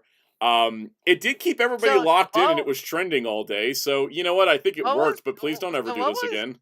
What was the gap between each main? Was it like a 25-minute? 15 minutes. Or like 15 minutes. 15 minutes.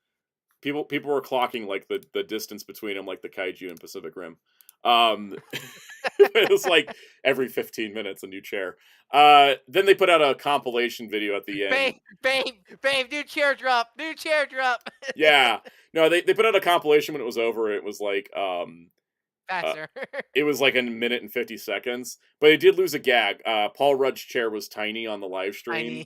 I did love that. But on the compiled video, it was just a normal sized chair, and I was like, oh. But anyways, the interesting part about this cast is we're gonna go through like name by name, basically, because I think it'd be kind of fun. And Deadline did a great article here where they put like the photo of the character next to the actor name. Because I gotta imagine if you don't know actor names, you're just like going like, what? Who? Yeah. Who? Yeah.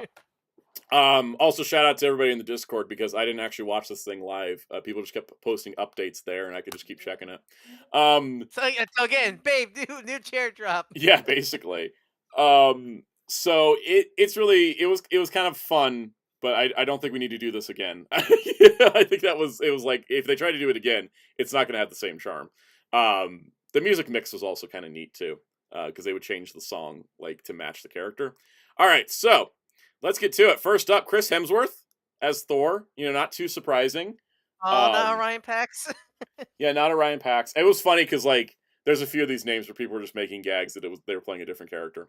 Yeah, Kyle says, please have it be 5 minutes between chairs if they do it again. Yeah, no, cut the time down by a lot. It was too long. They put the characters, but who knows? It could be these could be different variants of these guys. Yeah, you want to be technical. They didn't announce characters. They just announced actors. What if this is like his character from Star Trek? No. Mad Max Furiosa. Yeah, Furiosa.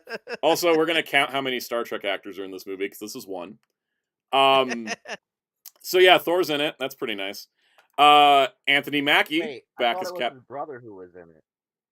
No, Chris Hemsworth was Captain Kirk's father in Kelvin. Okay, I thought it was Liam. Okay. No, it was Chris. It was before he grew a beard. I thought it was Liam. Anyways, Anthony Mackie's back as Captain America, which I'm excited about. Very excited. Vanessa Kirby is Sue Storm. That's not too surprising. We already heard the Fantastic Four were going to be in the movie. Also, shout out to blurry PNG because there's no high quality images of the team yet. Yep. Then we had Paul Rudd coming back as Ant-Man. His tiny chair. Florence Pugh back as Yelena Belova. Oh yeah, this is so funny because Thunderbolts is not out yet, but this actually confirms half the. Oh, sorry, Taskmaster. Sorry, Taskmaster. Yeah, we'll get there. Florence Pugh. R.I.P. Also Wyatt Russell back as U.S. Agent. It's really funny because like they were trying to do like a Suicide Squad-y thing with Thunderbolts, like, oh, any of them could die because no one cares about them, but this cast is tells different. Only Florence and Wyatt are like the best characters they've introduced. I know they're great. Unless I'm excited both are in this. again, the only such as these are variants. I doubt these are variants. I think when they start dropping the Secret Wars cast, that's when it's going to get into variant Bill. You know what I mean?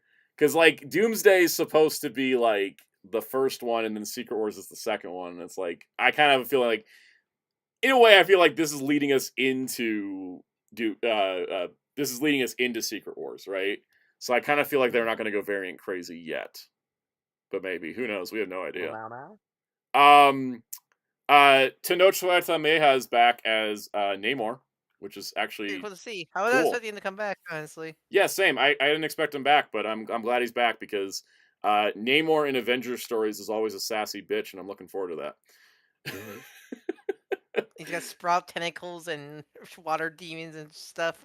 Simu Liu is back as Shang-Chi. Oh boy, he's back. China didn't block him from existing. Find a way to do it.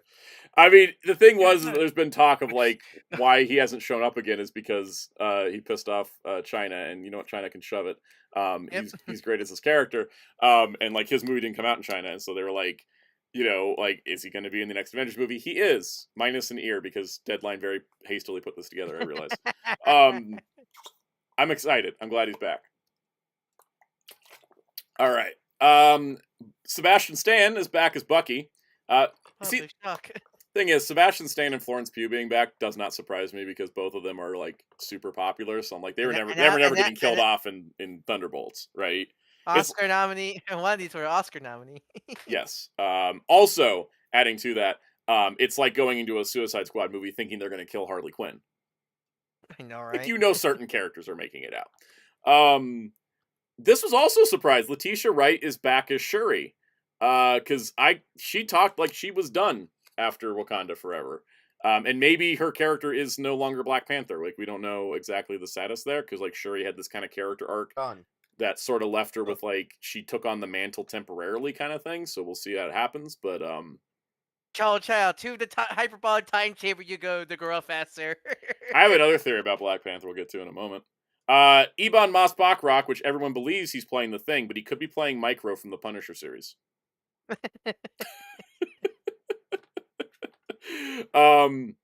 Then Kelsey Grammer as Beast.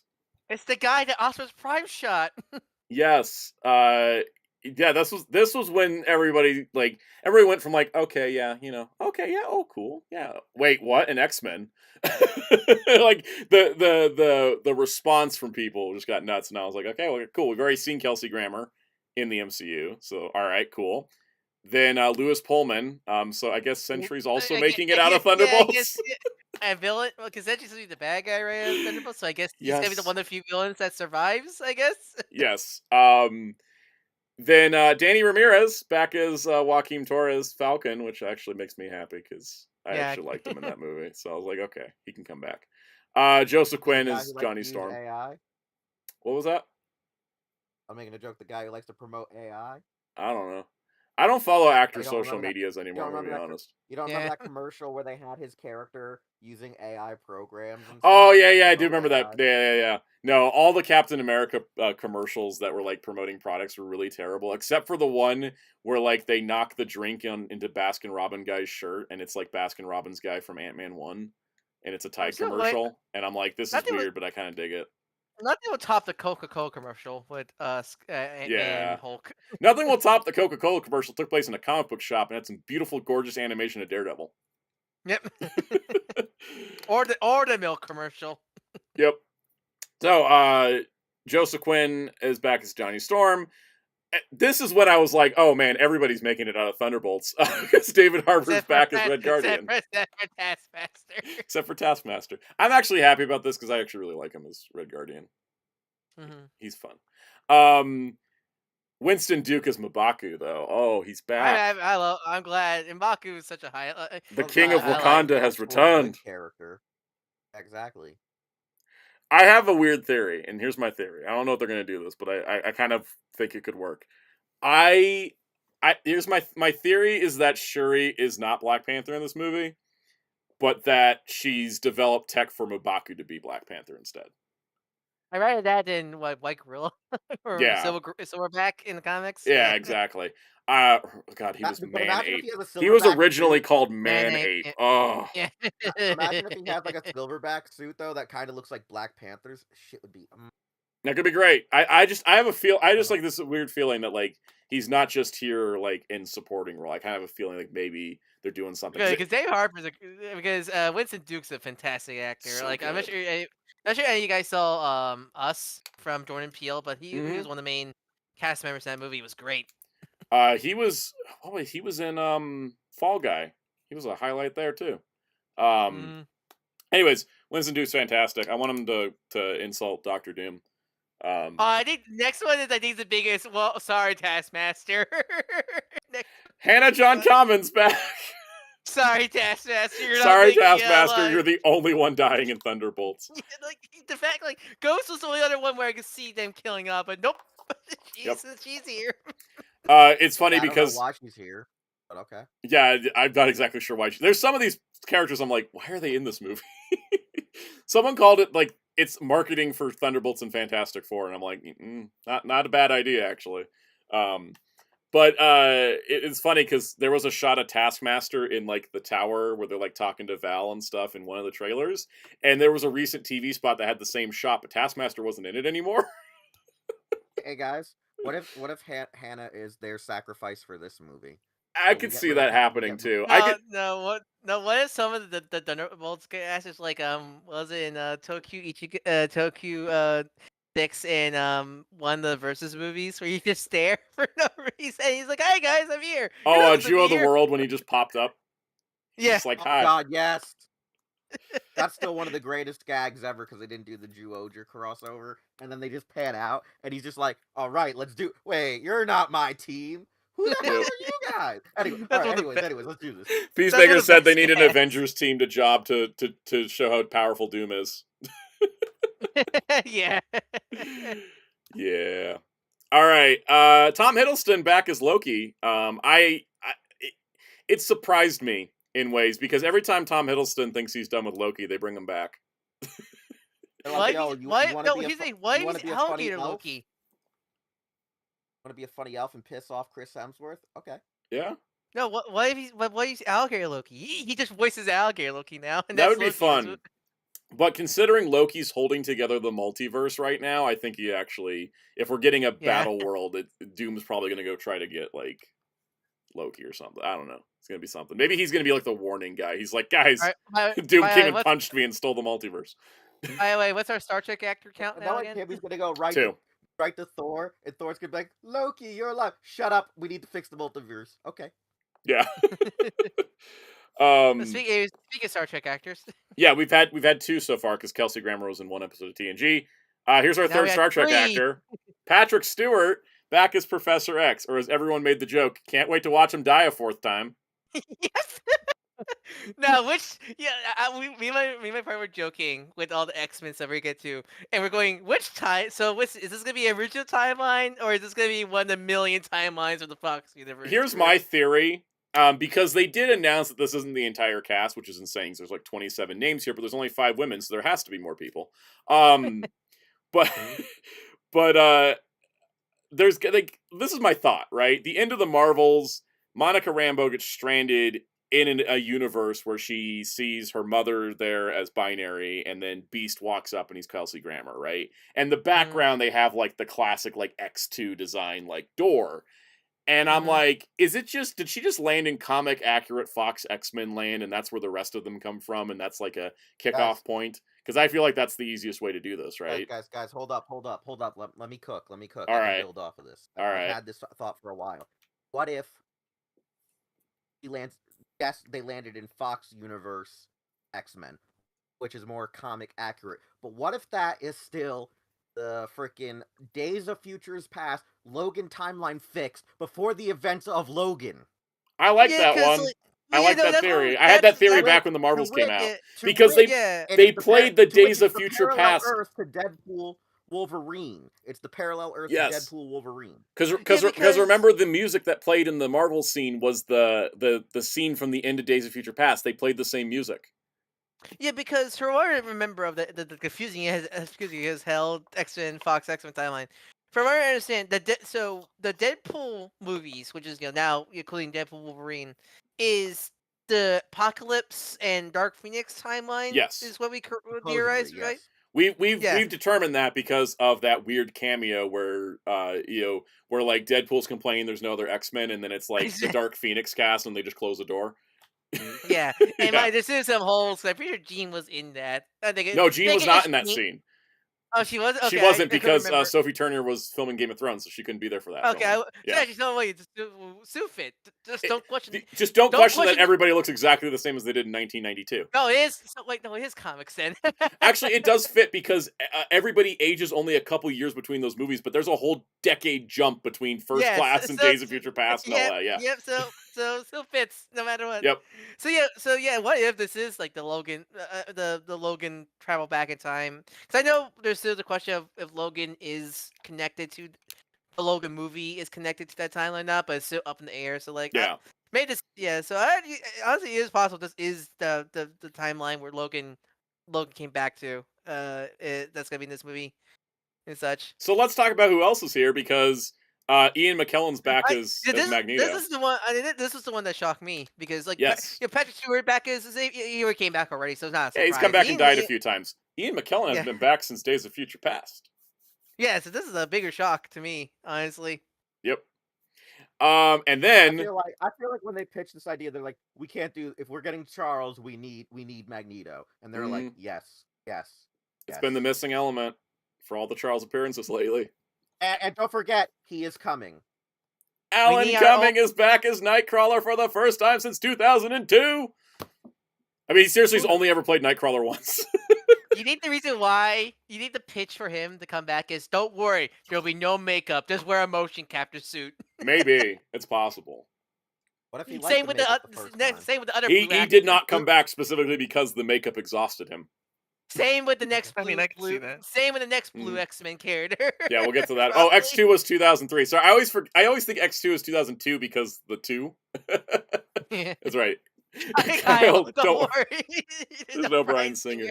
Someone said this was like really smart casting because Alan Cumming has a streaming show there's a show that's like blew up on streaming. It's like really popular and he's in it. So it's like, oh hey, capitalize on that and bring him. I'm excited. He's great.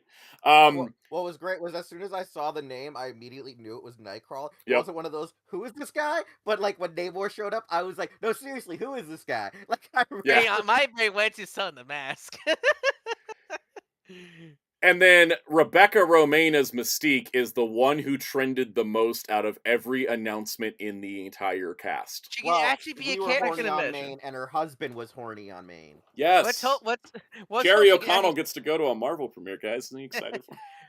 Let's hope she can actually speak Jerry O'Connell this time. will somehow get into the Marvel movies. Yes. Welcome to Arrowverse. Here's the thing. So Rebecca Romijn, great actress. Fourth Star Trek actor. In this movie. And Kyle said this joke that a lot of people were saying, like, she's back as Joan from Punisher 2004. It's true.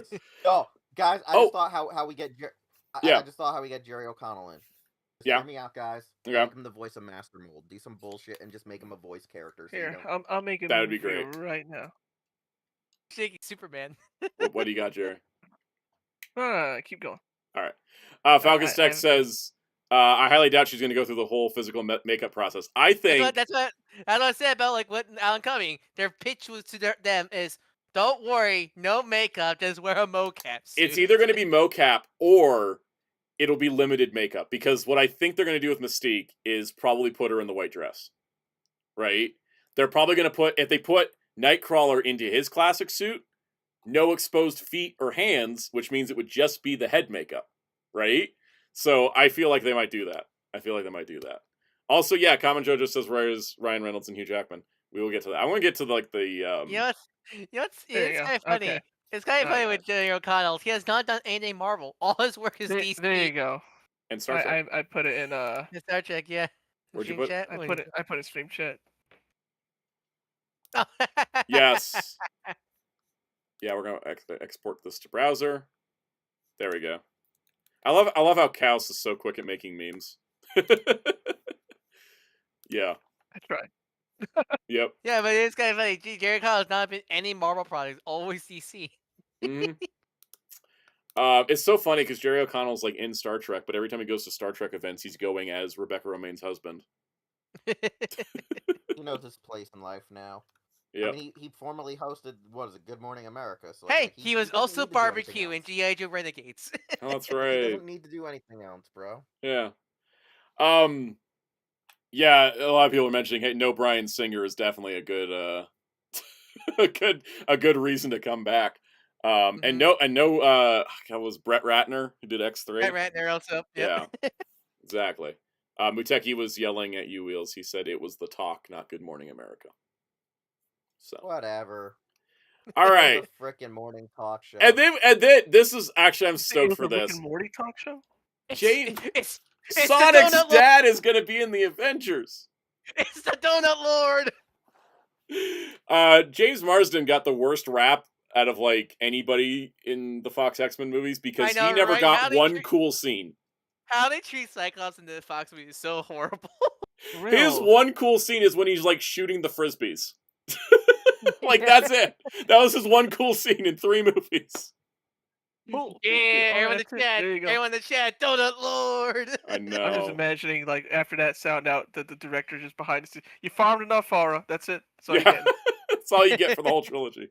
No, it's funny too because Ben Schwartz was like, it's like I'm running into the Marvel studio and writing my name on a chair.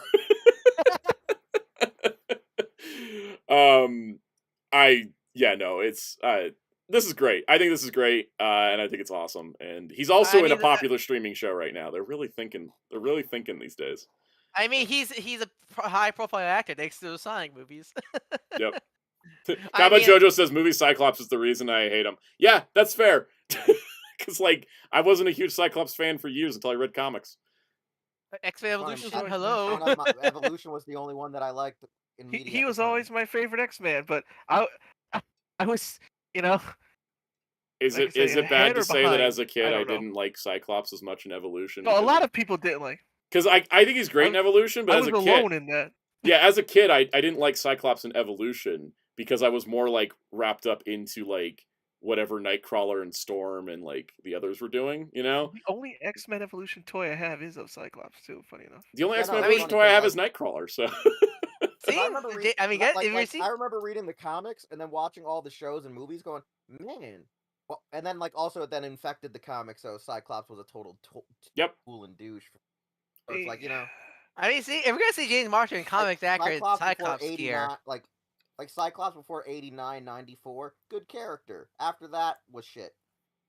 Yep. Like he had the whole romance to go through, okay? I really do like Cyclops as a character now. Also, Claremont X-Men is how you get to be a fan of Cyclops. I'll just say that as well.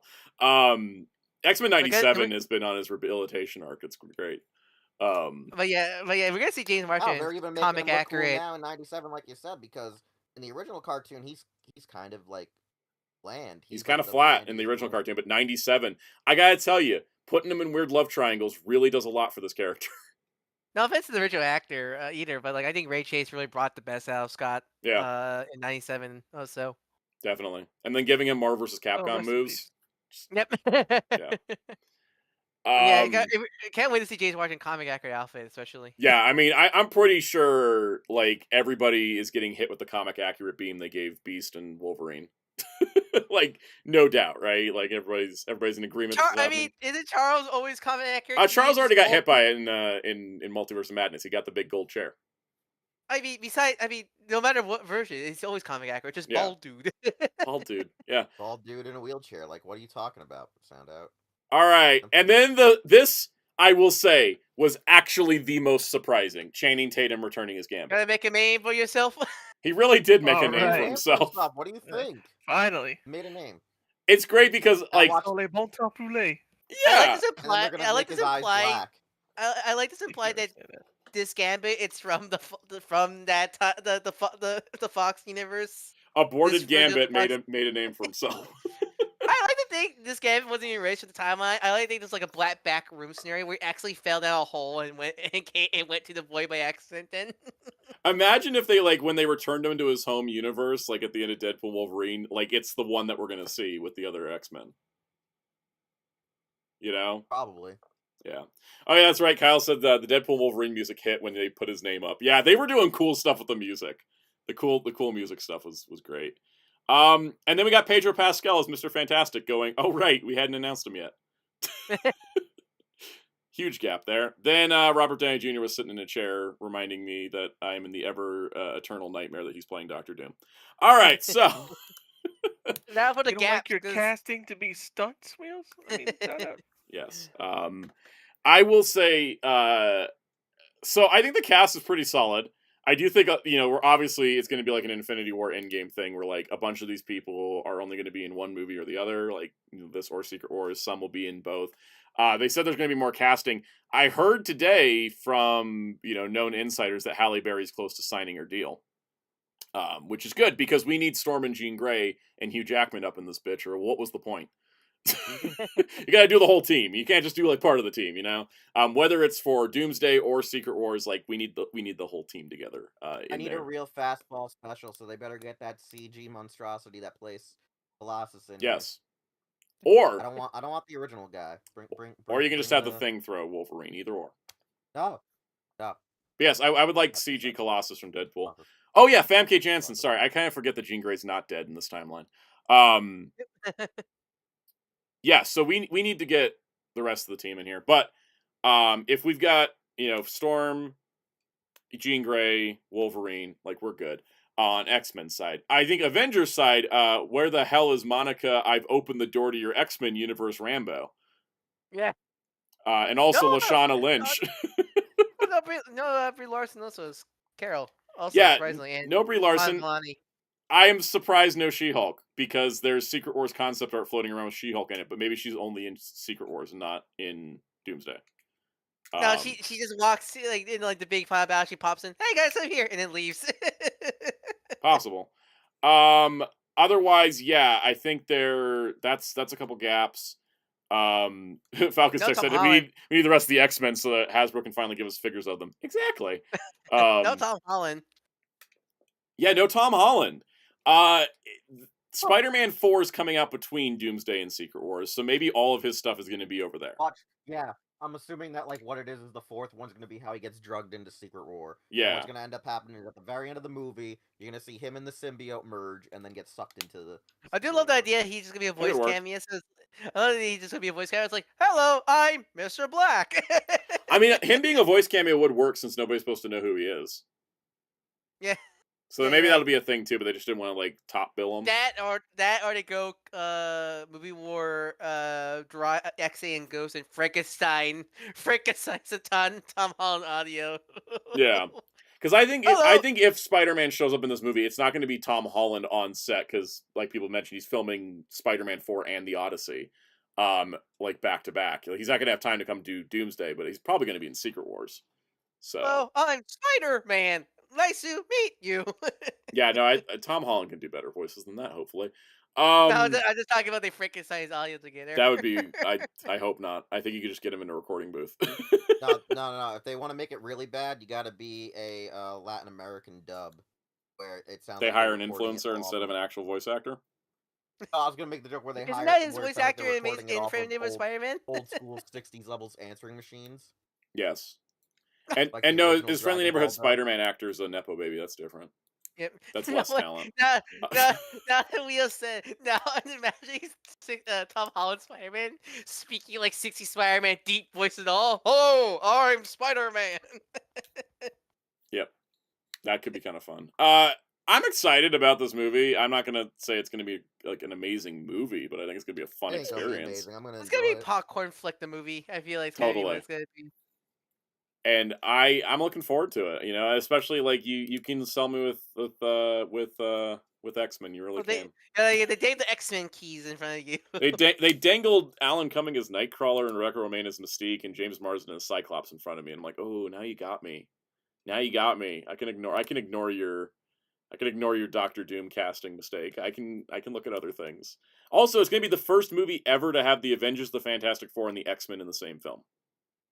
I'm not surprised the Guardians are here because I figured, their stories ended, so why I'd- force them into this? I was surprised they didn't put Star-Lord in. I thought they were kind of setting him up to maybe he's too be. busy being he's too busy being Mario. He is in the Secret Wars concept art that leaked, so maybe he's in that. There's Peter comes out. Peter comes out as a plumber. Hey, guys, got a new job. While I'm out of the way. maybe it'd be fun if he was a lounge singer again, like in the Secret Wars comic. Yeah. Should we get to the toy news now that we're like 2 hours into the show? Whoopsies. All right. Jada Toys was at WonderCon, so they put up their pre-order for Tony the Tiger. Chaos, it's becoming real soon. Oh, the Age of Breakfast. Yeah. Age of breakfast. Yeah, no, he's looking terrific. He's got dunking ability. Yeah, she looks really good. Like, holy crap. I know, they go so hard with these. I love them. They It's went one too of those things where hard. it's like, well, you didn't have to go this hard, but you did. Yeah. I love the swooshing effect they gave to the ball. Like Mhm. Like he's the fact spinning he it. just Yeah. and the fact he just comes with a bowl Like, of that cereal looks is too great. good. Well, what is that, like $30? $30, Yeah, yeah. 30 bucks on Big Bad. And that's because of goddamn taffies. Yeah, no, it looks great. I have the Chester Cheetah. He's fantastic. I got like the Monsters cereal Yeah, I wanted to ones. get the Chester Cheetah because I saw you get it, and I was like, You should do a video called like Jada's other toys outside of Street Fighter. I might do it once I get Tony in. I think I might do that. Just be like, Did you here's get all their the- like did you- cereal stuff. Are you getting the Cyberpunk figures? Yes, they are in my pile of loot. Okay, I figured, but I was wondering. Yeah, no, it's good to confirm. But yeah, no, I'm getting my emotional damage in action figure form. Yeah, no, Fruit Loops Toucan Wear. Yeah, the next two in the cereal line are going to be Fred and Barney with Fruity Pebbles and Cocoa Pebbles. So, God, love I Jada. know, you know what I want? They will never do it because WB, but I would love to see new toys of John Goodman and Rick Moranis. That would be wild. The Flintstones live action movie's a treasure. I don't care what people say. That movie has insane production design too. I know, right? Halle Flintstones. Berry, Kyle McClanahan, sign me up. Yep. Also at the Jada Toys booth you say. was none other than Frosty the Snowman. So I guess now that the Rankin Bass license now. Yeah, I guess so. Dick. God, it looks amazing. I remember showing this to Jerry. I want to remember get showing him. this to Jerry and Demon Wolf, and they were like they were not enthusiastic about it on the weekend. Now Jerry's like, "Yo, this is hype." Oh yeah, speaking That's of what happens. fighting Well, game because stuff. now I got thumpity thump in my head. Yeah. So. Exactly. Also, he comes with a head for before he got the magic hat put on him, so you can have him like as just a snowman, and then you can put the magic hat on him and make him dance around. It's great. Yeah, that's great. I hope. Now we need Now we need actual what do you call it? Blah blah blah studio version where it's him and the Frosty and Rudolph. Oh, from like the New Year special. Yeah. Or the sequel. No. Give me BDI Santa. Yeah. Speaking because yeah. Santa put on the docket, but speaking of fighting games, Santa, Carlos, what do you think of the upcoming? Are you excited for the upcoming Storm Arena KOF figures? Oh yeah. Are you excited for affordable KOF merch finally? I am. I know I am. It's because they're King of Fighters 98, which is fun. I'm gonna look forward to them. I think more when we see the photos of them. But it's like Yeah. Well, we just got announced they're doing it, which is still good to hear. It is great. All right, Transformers. Transformers had some other news that was like leaked listings and stuff, but I don't want to talk about it because I'd rather not get aggro on stream. So let's let's talk about this Masterpiece Optimus instead. So this is the Masterpiece Optimus Prime Style Gen, which I'm assuming isn't Style Jennifer Walters She-Hulk. I'm assuming that's Style Generations. That's Gen with a J. So that G. You've never seen Japan spell Jennifer Walters' name before. Oh, wait, really? Yeah, They don't really it's usually look at Japanese media. I guess It that's why. happens. Anyways, this is a brand new design for Optimus, which I think is actually kind of cool. Instead of Masterpiece just trying to replicate a cartoon. Well, I heard like on and off that this might be based off Obari's Optimus. Maybe? It's possible. It's not like they're not calling it that, right? Like they're just kind of going like oh hey, here it is. It's a new design, not so much like it's based on things, but it's got like influences from stuff, including its accessory loadout, which includes like the battle axe from the Siege toy, the arm blades from the Rise of the Beast Prime, and like other little things from other Optimuses, which is kind of interesting. I think Yeah, it's one. neat. I'm curious. I'm curious. That means is either these are the brand new version of these accessories, or are they literally the same accessories that they're, and he just has 5 millimeter. No, wait, he does have 5 millimeter port hands. He does, yeah. See you later, Mr. Tanuki. Thanks for being here. But they probably are just reused then. If that's the case. Yeah, but it's kind of a neat amalgamation. I think it's really cool, and it's like it looks a lot simpler to transform, which is nice for Masterpiece Optimus. And I like that Masterpiece is like branching out a little bit and being like, you know what, we could do No something. more sun. Yeah, we don't have to be slavish to the Sunbow designs. Yeah, exactly. All right, Bandai's turn on the hot seat. Fire up your ambulance sirens. Yeah, Kels, Wheels, your favorite thing. Ultraman 80. 80. Woo!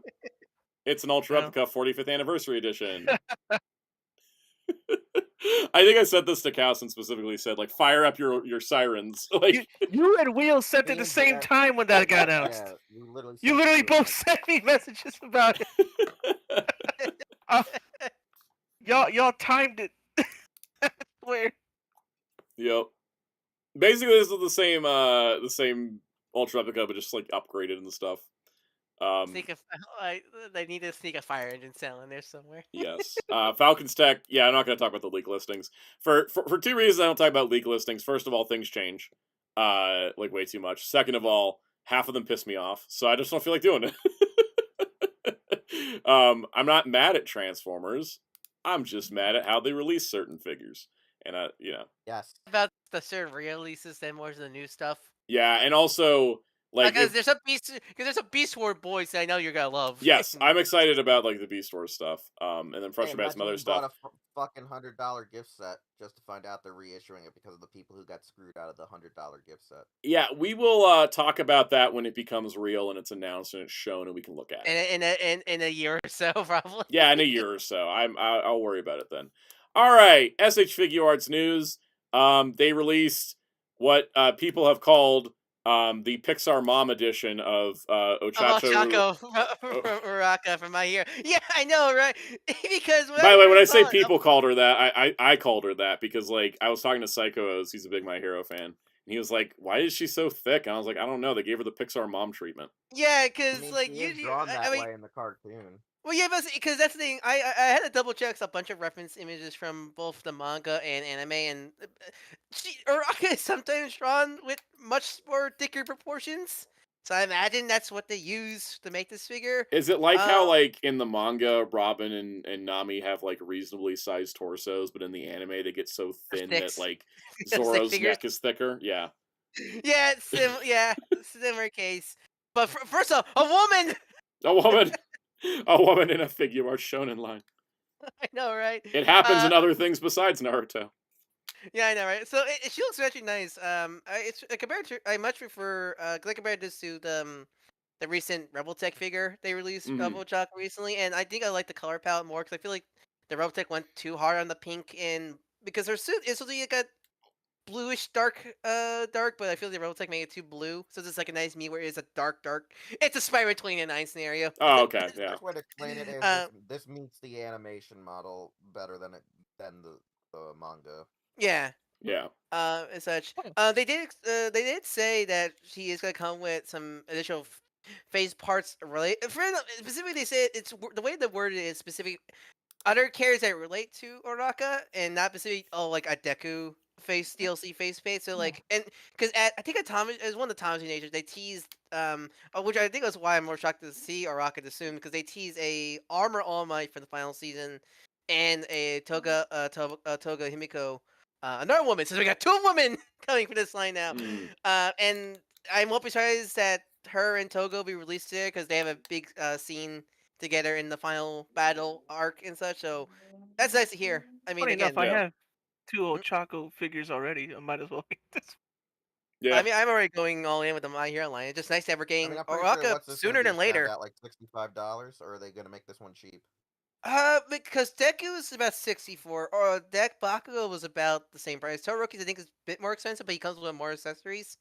So we just had to see, I guess, with Yeah. Oraka. Hopefully she's not like $120. I don't think so. It's not. I don't think she could. I mean, And then unlike say they slap the Nezuko. P Bandai logo on her. I know. I actually. She's you know retails what's- from the stream said like she's coming to stores. Cool. Yeah. I mean, it's so. You know, It's kind of. It's that so reminds me, weird I saw the that cheated diamonds. Walmart. it's not like. It's not like I don't know why, because it feels like only Dragon Ball's getting the P Bandai treatment besides like 2 Naruto forms. Yeah. Because like All the you know, others, even if like, they're P Bandai, they're still retail here, like Jiraiya and Tsunade and yeah, because Pain and I got the last Ace. Bleach. I got the last Bleach figure of Duels and Natsu Ichigo, and I just and I open it and I see the brown sugar box. I'm like, oh, he's a P Bandai figure. Didn't realize that. Yeah. And he just released retail here. So like, I don't know why Dragon Ball gets make. I don't know if that's because it's Dragon Ball and thus they know people, the suckers who pay I more think for because it. it already. This is my theory. One, they already had started doing P Bandai releases for Dragon Ball, so why change the you know Why stop something thing that now? already works? Yeah, why stop something that's already been working? And two, you have too many variants of character suit designs and variations of battle damage. So why the hell not? I guess that's the case. I mean, Bleach has got to have 3 Ichigos, and they're all retail here in the U.S. So like, Yeah. Yeah, no, that's the thing is like I think, and also I think they're like, oh, we can capitalize on the big three internationally because people like fuck that up like it's cocaine, like they just snort it. Like, actually, that is straight up it's cocaine. kind of weird that all of Ichigo's Figuarts are retail, but Naruto only gets the one. Well, not kind All of of Naruto Luffy's are 99. retail as well. Yeah, that's weird that Naruto specifically, his 2 Yeah. forms are P Bandai. That's odd. I will say also, I think with Dragon Ball, because it's been around longer, there's a ton more merchandise for Dragon Ball versus like One Piece, Naruto, Bleach. Like they don't have as much. Like, like if you don't want to pay P Bandai, just wait for Dragon Stars to make a figure of Yeah. this form or something like that. I imagine. All right, speaking of P Bandai, we have our next Shinkocho Seiho Kamen Rider. It is Stronger, finishing out Ooh. the legendary 7 Ooh. Kamen Riders. Ooh, those holes are Stronger? giving me that phobia of holes vibe. Oh yeah, no, that's Oh. how his helmet was built. Yeah, but I don't know why. Maybe because it's smaller, so they're close together, so it's giving me like Yes. the vibes. I don't know why he had so many holes in his mask when like others This one's to didn't. see, to see probably because it's called. Because I guess because green lenses are. Yeah, I think also because green lenses they're are much common. bigger lenses too. Yeah. They look great together. I don't own any of them, but they look great together. I think most of them So are P Bandai. we got good old Leader 1, Leader 2, V3, Rider Man, X, Skyrider. Skyrider, and Strongman. And he is up on P Bandai US if you're looking for him for $90, which is actually not bad. I mean, I think he's worth $90 than Zenitsu. At least, because Seiyos are always kind of tricky for me in terms of like what's the difference. But at least I can kind of tell this guy's more obviously based off the suit actor. Yeah, Because maybe proportions for sure. Yeah, he looks a lot more wider. I guess is the best way to describe it. Mhm. Speaking of wider, oh man, I didn't need to do him that bad. Kafka Hibino. Well, he's using the same body. Actually, I'm actually not sure he's. No, using he's the a new body from Renault and Okay, that's nice. Hoshina because Hey, so you jinxed this in your I made a short where I was like, well, we don't have any other Kaiju number 8 Figuarts. Maybe they'll make, Gen Arumi or Kafka Hibino, and here's Kafka Hibino. Like, that kind of turned around really quick. I didn't even get to post the short before they announced this. I'm really glad because I was like Yeah. hoping they made like Outcast. I'm really glad. I do. Hope I mean, he that has movie, the compilation movie, comes out in theaters like a few soon. weeks. Like it's 2 weeks. Yeah, it's 2 weeks. It's out. I'm gonna go see it. Also, nice he actually finally comes with a pistol. Finally, that's been stuck on half of them. I know everybody's got pistols, but never like they've got holstered pistols. But it's because he doesn't have any other weapon. So Yeah. he just gets a pistol, some goofy faces, some extra parts for his kaiju form. Yeah, all he gets because the other ones are DLC face, but he gets a DLC hand effect, whereas the lightning coming off that. I will say that's fine because I think we're running out of faceplate options. Like the one that comes with Hoshina, I can't even like hardly tell it's different than another. It's because that faceplate he comes with Yoshida is supposed to be based on when him and Yoshida first fought, but like so he does look a bit more scared, but like it's so minor scenario. I sadly don't think he's gonna have a better torso than. 'Cause I don't know Oh why. no, he definitely doesn't. Look at this shot here. Like he's got Hasbro torso going on. I don't know why whoever Hey, designed the Kaiju Number 8 figures don't give them better because what better torso? Because all it is just room like a space like room. I guess because their torsos are so elongated, there's no room to fit there's no I room would have for a just put a bigger straight ab crunch in there like they gave to Ace on One Piece. Yeah, I would have done that, but Like, that's because Ace has the upper torso ball joint, he's got the lower torso like ab crunch thing. Like, just do that. because that designer's smart. Yeah. He also hey, won a Hey, contest. Soundout, I need to give you another quick update. So our next interview guest said, "Yo, dog, I can give you like 2+ hours of content." Oh, I will prep the editing bay then for that. Yeah, let's just say he said, "Yo, hey, I can give you guys a lot of discussions and just talking about what we're gonna be talking about." So I'm like, oh, Hooray.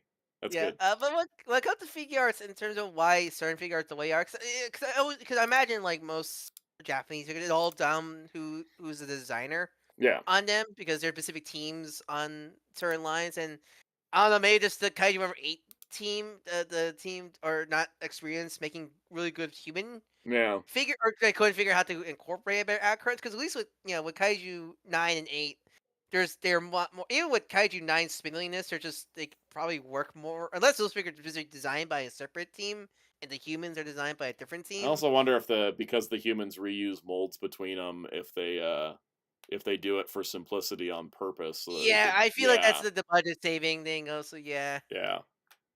All right. Speaking of not saving budgets, because this is a whole thing.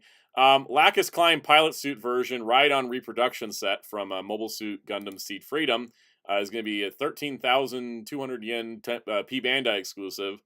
She is getting a U.S. release, but doesn't have a P Bandai page, probably because she's going up on, retail. She is in the most ridiculous pilot suit that the Gundam franchise has ever shown. You mean a lost Xenoblade character? I would say lost Xenoblade character, but more lost Darlin in the Franks with the cockpit setup. I know. Like, also, I find it funny, but it looks like she has a whole separate lower end. Yes. It looks of it. Yeah, She no, has... they said that they wanted to make sure she was dummy thick. Yep. They were like, we're so matching funny. that animation model, and so... Yeah, because that's the only purpose to give her a separate bottom, because she has the possibility to just ride it normally, but they specifically want to have his specific buttocks sculpted the right way. Basically, you swap the lower legs Upper from the knee down, and then the torso ball joint. No, I think guys, it's... if Mir Campbell brought the tits, Lacus brought the ass. Yep. I do love I don't know because I have not seen anything from the Seeds universe, but I love the one shot where she's like menacing, staring the main guy. Yes. Is there context for that scene? Not really. It just looks funny out of context scenario like that.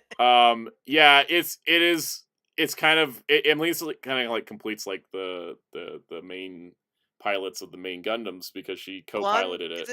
Isn't the blonde girl a main character of Yeah, I Seed? mean, there's main characters, but what I mean is that like of Seed Freedom. Jesus Christ, what are those heels? I just noticed them. Yes. Of the main Gundams in the movies, like Final Battle, like this is you had to have her. Also, like she comes with a stand piece, so you can have her pose next to the Seed Freedom.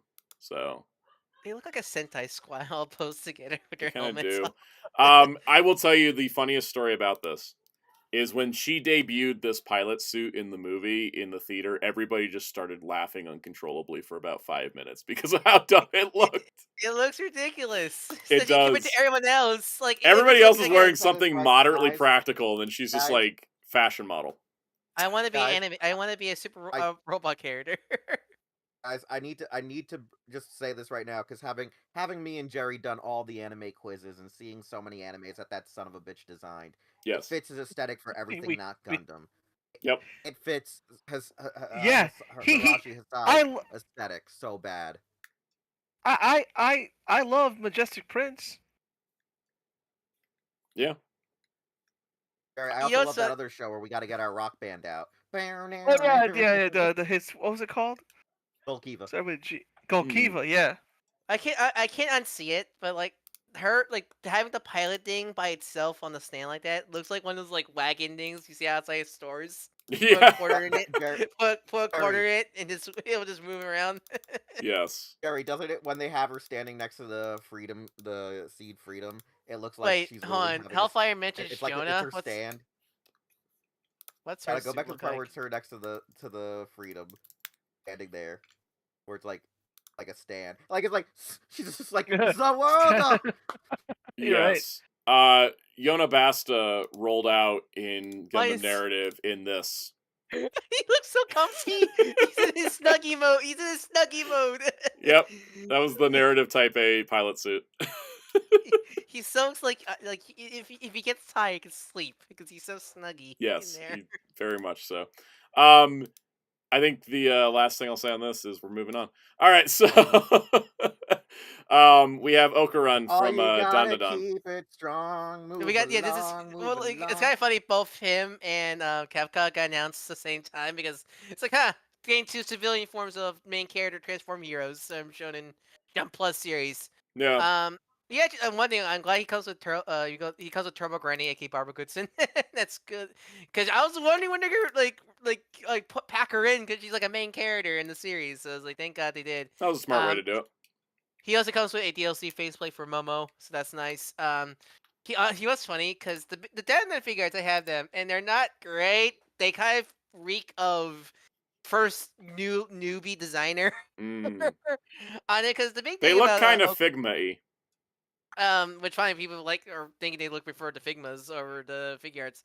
Because the thing about essentially Okuran's transform form, his demon form, is his big thing he slouches a lot because he's like, oh man, what a drag. And so he's always in the slouch position, but like the Figuart, without modifying it, can barely crunch at all, which is Oof. bad for a character that's main gimmick is in that position. Also, he has probably the worst ankle joints I ever seen in a Figuart. Also, like it's hard to get him some dynamic poses because Oof. his whole thing, Okura in his transform state, whole thing is running fast, like Yeah. running really fast. So like when you have not a lot of really good ankle joints on a figure, it's really hard to pose them. I'm still gonna, I'm picking because I already pre-ordered Seiko, so I'm probably gonna get Okuran because I like the series a lot. Yeah, I read the manga and such. So I'm still picking it up and finding that he looks like he's a better air crunch in his transform state. Yeah, I was looking at it, I was like, it sounds like it seems like from what you're describing the other form, like this is much better, like It was Yeah. nice also is his school uniform is so generic. I can see a lot of custom fodder. I see a lot of people where he's such custom fodder for him because a lot of a lot of anime or manga Yeah. school uniform just looks like this. So I always think people are like, oh, put Deku's head on it, or insert your character that wears a similar outfit like this. Yep. Such. So it'll be a good custom fodder figure, pretty much. I could definitely see in the future. I'm just glad that out of all the, I'm just glad that Dandadan is not gonna be left on the dust. I guess it helps that like the anime is still continuing with the season 2 coming out this summer because a lot of times when Figuarts does the main 2 characters, they never do anything else. Hi, Undead Luck. I'm still crying that. Yeah. That's Yeah, happened to bring us a that up few 'cause times, Wheels. Oh yeah, no, it's funny you bring that up because it's happened a lot with a lot of animes where it's just you get a figure or 2 figures, and then Yu Yu Hakusho out here said, "Oh yo, so we're gonna make more, we're just not sure." Yeah, it's kind of they're in a weird spot where they haven't like Because right now, confirmed anything. Yu Yu right now ask people what do they want, and these are the top 3 that people asked for: Botan, Hiei, and Kuwabara. With Hiei and Botan actually outpacing. They need the main crew. It'll be they need to the main crew. Hey, I still want a real Tagoro because like he only had that form for like 3 episodes, and I'm like, where's my regular shirtless version Tagoro, or where's my Tagoro with the drip with his glasses? It's like me questioning why Bandai has not done Rukia for Bleach. She's one of the main characters of the franchise. How can you not do her yet? It's ridiculous. Yeah, it's kind of like how Naruto. Anime studio. No, Naruto's like the golden child. I was gonna say it's how we're missing Part 1 Sakura. Yeah, but still, you have everybody else. Yeah, but still, like, I mean, we got most everybody else. But yeah, Part 1 Sakura is just a weird exclusion. How many Figuarts did Saint Seiya and Code Geass collectively get? 5. 2. Oh, they only got 1 each, didn't they? Yeah. Hey, at least they got more Figuarts than Shaman King. They're never gonna get Figuarts. I know. Meanwhile, I'm like, man, I would love new the rest of the new Kaneki Man cast in. Yu-Gi-Oh! Human characters are probably going to get more than Yep. Shaman King. We really had to see, because I'm curious what's the license. Actually, I'm really curious what's the. Actually, probably we probably will at least get. Because we know we're getting Yugi, but I'm not sure about like Jaden or Yusei. Like, we better get like Jaden and Yusei, since we got boss monsters for them. That's true. Yeah. Star Wars time. Star Wars, all about Star Wars. They had a fan stream, and the best part about it was this man's lovely smiling face as he got to reveal his toy. Because I love when they do this. Yes, it's Korean Santa. Anyways, there's a new Dengar for Vintage Collection. I have no thoughts. Wasn't there a pricing error? I remember. Yeah, Amazon put every Star Wars period up for $24.99, which means the Vintage Collections were marked up and the deluxe figure was marked down. So I'm getting my SM33 for $10 off. Vintage Collection was $20. Wait, what price is the Vintage Collection? I thought there were $20. There's 17. Okay, they're not that. But they put them up for 25. Like, okay, so yeah. Hasbro's not that evil, because honestly, it's one of these where like if they make O-ring figures 40, like, or was it 20? 20 O-rings. 20 for O-rings, but it was 2 packs, so they're 40. Yeah. So like I was like, that's why I thought like Vintage Collection was like 20, because that's here's a new land speeder set with like Luke and shit. Goes with your Cantina if you want. That's cool. It looks good. I think it looks neat. It also comes with this Luke Skywalker that looks like the Black Series figure that recently came out, but just shrunk, because that's what they do nowadays. I like this little like thing where they're like, look at the collection. It looks better, because I remember that Black Series figure looking pretty bad. Yep. Most of these sculpts I think are done for the 3 3/4 inch, and they're blown up to 6 inch, and they don't look as good. Yeah, that's what I figured. I did like the retro toy ad picture they took. Yeah.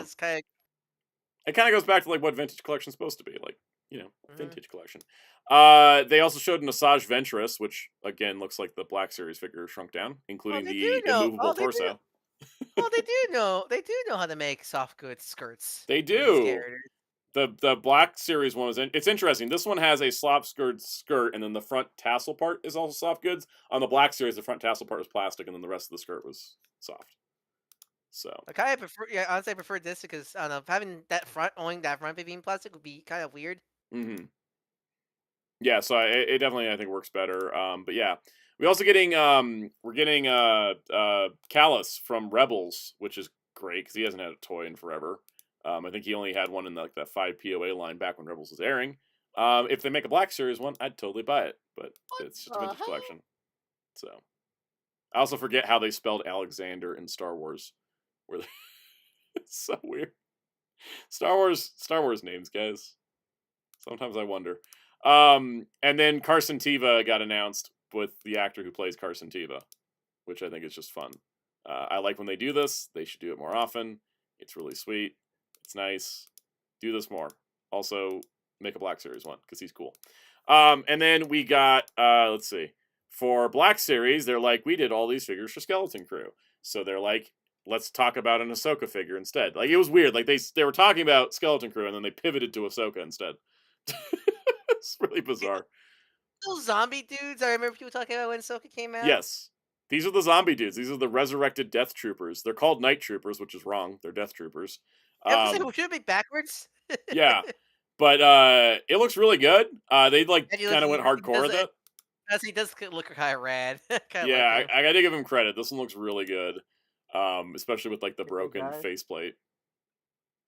Yeah, Wheels? Guys, I know it's April Fool's, but NHK and Kawakata actually announced something like earlier before April Fool's that they're going to do a anniversary of the anime airing with announcements, meaning we might have a season 2. And I'm like, season 2 of what? April Fool's in Japan, but Kawakata and NHK either are all in on a joke, or we might actually be getting an announcement next week or season 2 of what? Of Gamera Rebirth, maybe? Okay, you didn't say the Gamera part. Oh, I said Gamera. I just got caught off on your side. Yeah, I couldn't hear you. I couldn't hear the Gamera part, so I was like, I'm be cautious about that, because again, that could be April Fool's joke. Yeah, I don't know, because NHK, like, would NHK and Kawakata go all in on this one? Like, 2 groups? I don't know. I hate April Fool's Day. And they said it's... Japan makes the word. Japan's one. Japan's April Fools are so bad because they make their April Fools jokes are something so cool that we want. Like, fair warning, guys. Tomorrow's YouTube short is not an April Fool's gag. I'm just putting in a regular video because I don't like doing April Fools. So. You should have Wheels upload short. No, that was actually the plan. That was actually the plan. It was, but I don't know. April Fool's Day just pisses me off nowadays. I don't want to. It was literally the Sega plan was I recorded the video. Sega did the best April Fool's joke with Murder of Sonic the Hedgehog. It's like, yeah, here's the April Fool's joke. Actually, a good visual novel game. Yeah. Anyways, back on Star Wars, Jesus is here. It's Ezra Bridger from his wandering nomad look. He looks like Moses from the Prince of Egypt. Yes. Prince of Egypt. I remember there was this great meme where it was like Jesus and it was a picture of Obi-Wan. It was like biblically accurate Jesus and it was a picture of Ezra. I'm definitely gonna pick him up because I have all the other Ahsoka figures that I got mostly on clearance. You're Rebels man. I'm a Rebels man. That's gonna haunt me for the rest of my life. But yeah, he looks great. I still need to get the white Ahsoka look. I have the regular one, but I haven't gotten like her upgraded. I don't know if I need to. Anyways, and then there's SM33, the fun pirate robot from Skeleton Crew, who I got $10 off because he looks like he's off. He looks like he belongs in Treasure Planet to me. He does. That's what I like about him. Also, the little rat that lives in his head's removable, which is an insane detail that they. Yeah. Oh yeah. His body extends and collapses, which is really cool. Wait, I have not seen. I have not seen. Is this a Ratatouille? Is this the legitimate Mecha Linguini? I mean, they took the rat out of the head and then he stopped working. So. Oh, is Mecha Linguini? Yep. Also, there it is. It is this tiny little thing here. They said it's the smallest accessory they've ever made. A rat. It's cool. I'm definitely getting him. I only own one other Skeleton Crew figure, which is like Brutus, and it's probably all I'll ever buy. Is that Blue Elephant dude? No, Brutus is the werewolf pirate. No wonder you got him. Yeah, it doesn't even matter what he came from. He was a werewolf pirate. But yeah, I'll definitely get SM33 because first of all I got my pre-order on the wrong price. This is one of the better Star Wars streams. It was pretty solid. I think it was a little light to the point where I was like, you probably should have just waited and done like a little thicker one. But like, I think it was nice, and I think the best part was Carson Teva and his announcement with his actor. All right, the other thing, the Star Wars Celebration Japan 2025 exclusive is the Ronin and R5D56 from Star Wars Visions' first short, my least favorite Vision short of the entire thing. Sure, with the Glock. Yes, the droid with the Glock. You know that one? I don't know where it's from, but that one meme video, the dog pulling up the Glock. You see that? Of note, the Ronin has a wired cloth goods cape. Hasbro can do wired cloth off goods. And it was funny because when Darkon sent me this link, I just sent him back the Omni-Man meme. Look what I was like, Todd McFarlane, look what they have to do to imitate a fraction of our power. Pretty cool. Set's selling for $70, which is not. Why did they take this shot this way? I don't get why they do this sometimes. This is a square image for a landscaped box. So it's just like half of it is dead space. Like center it. Anyways, there was some leaked parts from a factory that seems to imply that maybe color versions of these will be coming to the line later in case you don't get the Celebration set. So there is that. Now I'll be like, where's my black and white werewolf my night has, bro? Exactly. Also, where's Visions figures from shorts I like? I found this one to be kind of like, I know people really liked it and it was the first one, but I found it to be really boring and kind of one note. Yeah, I'm surprised no company took advantage of how popular Lop is. I know, right? All right, let's switch over to the better sci-fi franchise, Star Trek, with announcements from all three companies making Star Trek toys. This isn't Galaxy Quest. I said franchise, not a one-off movie that should have been our entire life. Anyways, never Still surrender. the best Trek movie. Exactly. Never surrender.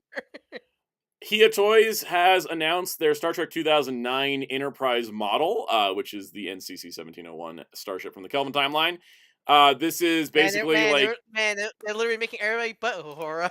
I know, right? We made the damn ship before we made Uhura. It kind of makes me mad.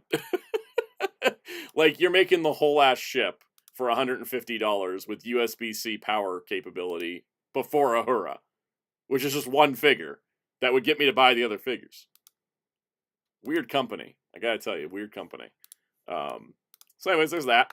Master Replicas put up their next 2 Star Trek figures for pre-order, which God, is... the Moopsie straight to my soul.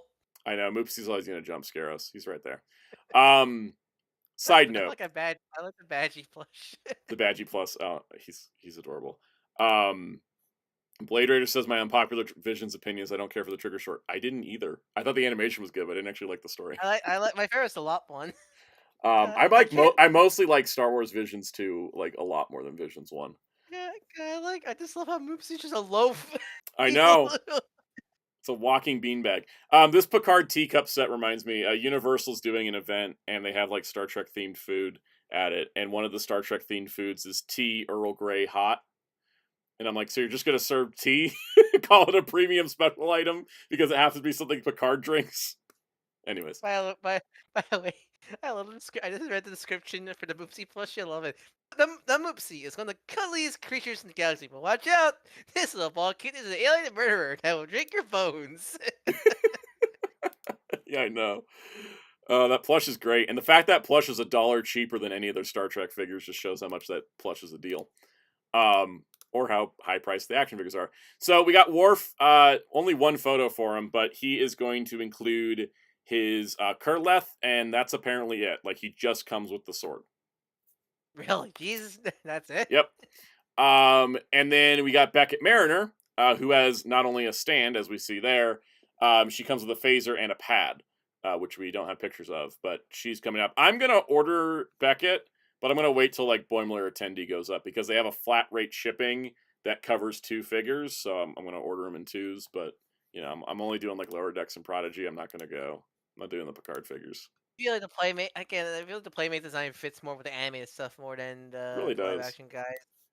Now, speaking of the really great Star Trek stuff. Now for insanity. My God. Nacelle Star Trek Wave 2 has been announced. They haven't even, like, Wave 1's up for pre-order, right? They decided, what's the quote? What's the quote from Brian? What's the Brian Volk? So I was listening to Brian Volk-Weiss's interview with TrekCore, and he said, as long as this line makes the most fraction of money, if I'm making 0.5% profit, I'll keep making this line until the day I die. Guy, that is a pretty boss move, honestly. And he said it's because I don't run a toy company, I run a multimedia company. So any losses I have here, I'll make up for with Netflix deals. I kind of love that. I love it too, like because Nacelle does books and documentaries and TV shows and animation and like they do all these different things. So like I kind of love that he's like, I love Star Trek so much, I'm gonna make the most batshit Star Trek line and I'll just make up for it on the other sides. I wish there's other toy companies that follow that logic so much. Right? All right. So first things first, though, the Captain Kirk from Generations, which we saw before, here's his full accessory lineup, including jar of dillweed, eggs, very high premium nowadays, firewood, stump, an axe, and a whole ass horse. A horse with Kirk included. I mean, I'm gonna be honest. I don't think this horse has any articulation, but like the fact he includes a whole ass horse. This is the level of insanity I really appreciate here. It is very character-specific accessories, but yes, he's going to come with a horse. And then going into that, we got the reveal for the rest of the characters in Wave 2. So, we have Captain Janeway, a character who has had toys before, but this is going to be in her Year of Hell look, which is her badass, like, gray tank top, I'm going to shoot the crap out of everyone look. So pretty much Ripley from Aliens. Yeah, basically. And, you know, honestly, Janeway could take Ripley in a fight and win. Why can't they just be friends? I mean, they could be friends, like, messing people up together.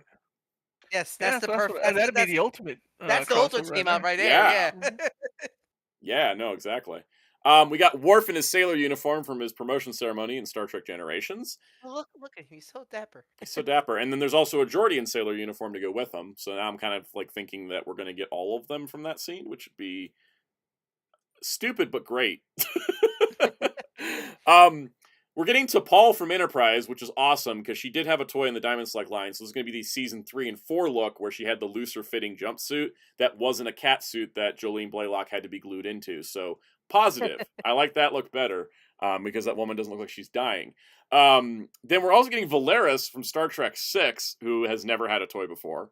You can kind of tell the first row is like characters who had toys before, but these are new variants. Hey guys, and the second row is like brand new characters. What? No, this is going to be purchased by MST3K because King Control. Yep. Figure 15. Double this as a Big Trouble in Little China figure. Hey, I use there's a Funko Pop of Lopan that I have is like he's in my TMNT shelf for the chaos. Exactly, because he was in TMNT. Exactly. The Romulan Commander's kind of fun. Because when I did the interview with Brian Volkweiss, I gave him like a list of characters I wanted to see, and I'd mentioned Sarek from TOS, and he was like, "Oh, like the Romulan commander. I'm already the other. No, you mean Spock's father, who Mark Leonard also played. Like he kind of almost slipped up that he was already making the Romulan commander from Balance of Terror. So yeah, no, he didn't. No, he purposely pretended to slip up just to promote that he was making it. Yeah, he teased at it in my interview. He teased 2 things: that, which was a little softer of a push, but then he also like specifically said there was going to be accessories bigger than figures. That was dropped in my interview with him before anybody else got to it. Carol Marcus from Star Trek 2, also a great character. We're getting Nog from DS9, who technically did have a figure in Playmates, but it was like a little like non-articulated figure. This is going to be Nog in his DS9 uniform. So, or his Starfleet uniform. Guy looks so stupid. I know. That's a great character, though. Like, he's like... Nog is like the center of the most heart-wrenching episode of DS9. Eddie from Outer Space, Romulan Commander has to come with the fire control computer from that episode. Yes, and I think he probably will, based on the fact that Kirk comes with a whole-ass horse. And, Valkyris comes with a whole-ass Genesis device. Yeah, I was about to mention that. And then we're also getting Bem from Star Trek The Animated Series, which is I want to see more anime series weirdos, because look at them.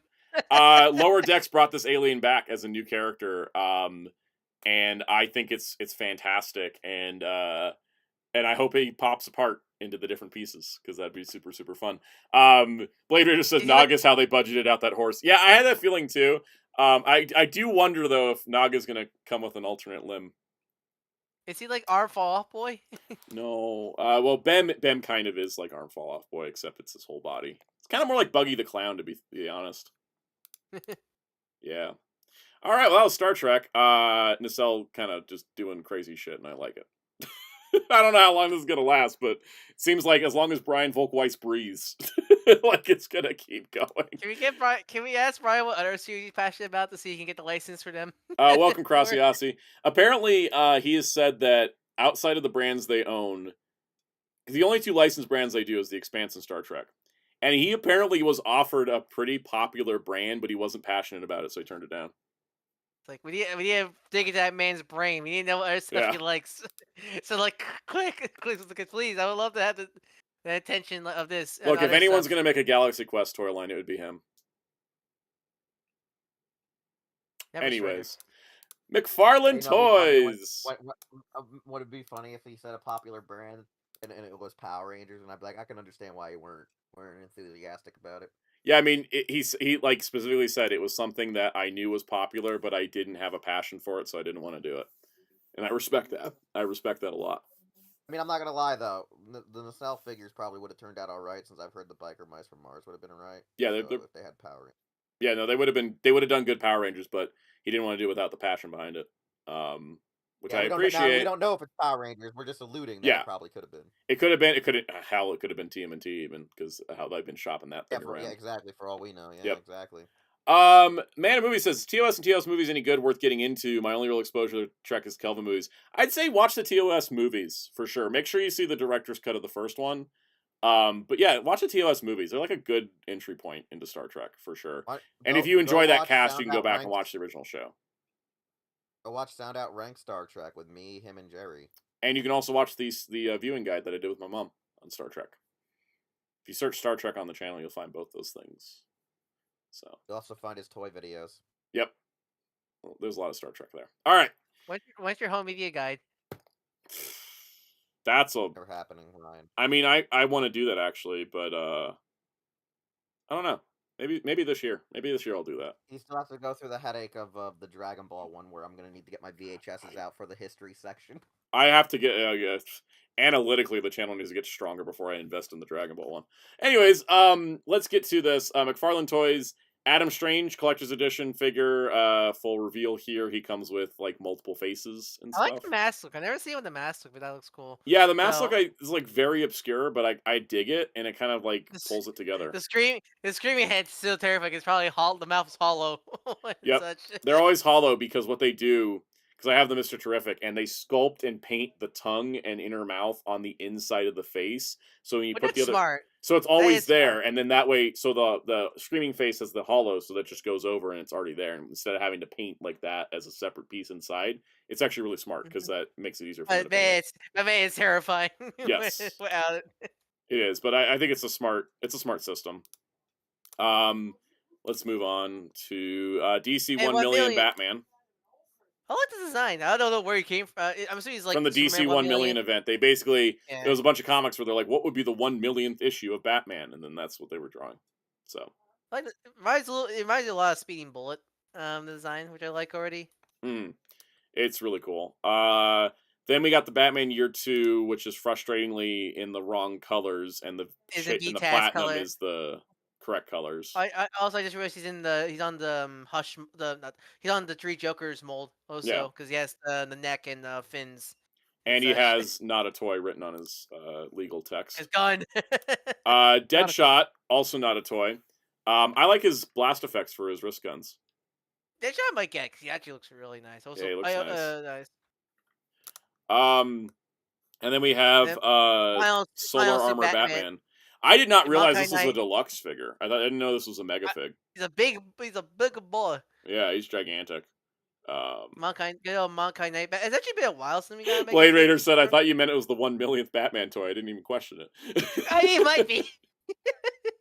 I think we're in like the 100,000. I think we're in the 100,000 range, not quite the 1 million range, but you know. All those Bat variants. I know.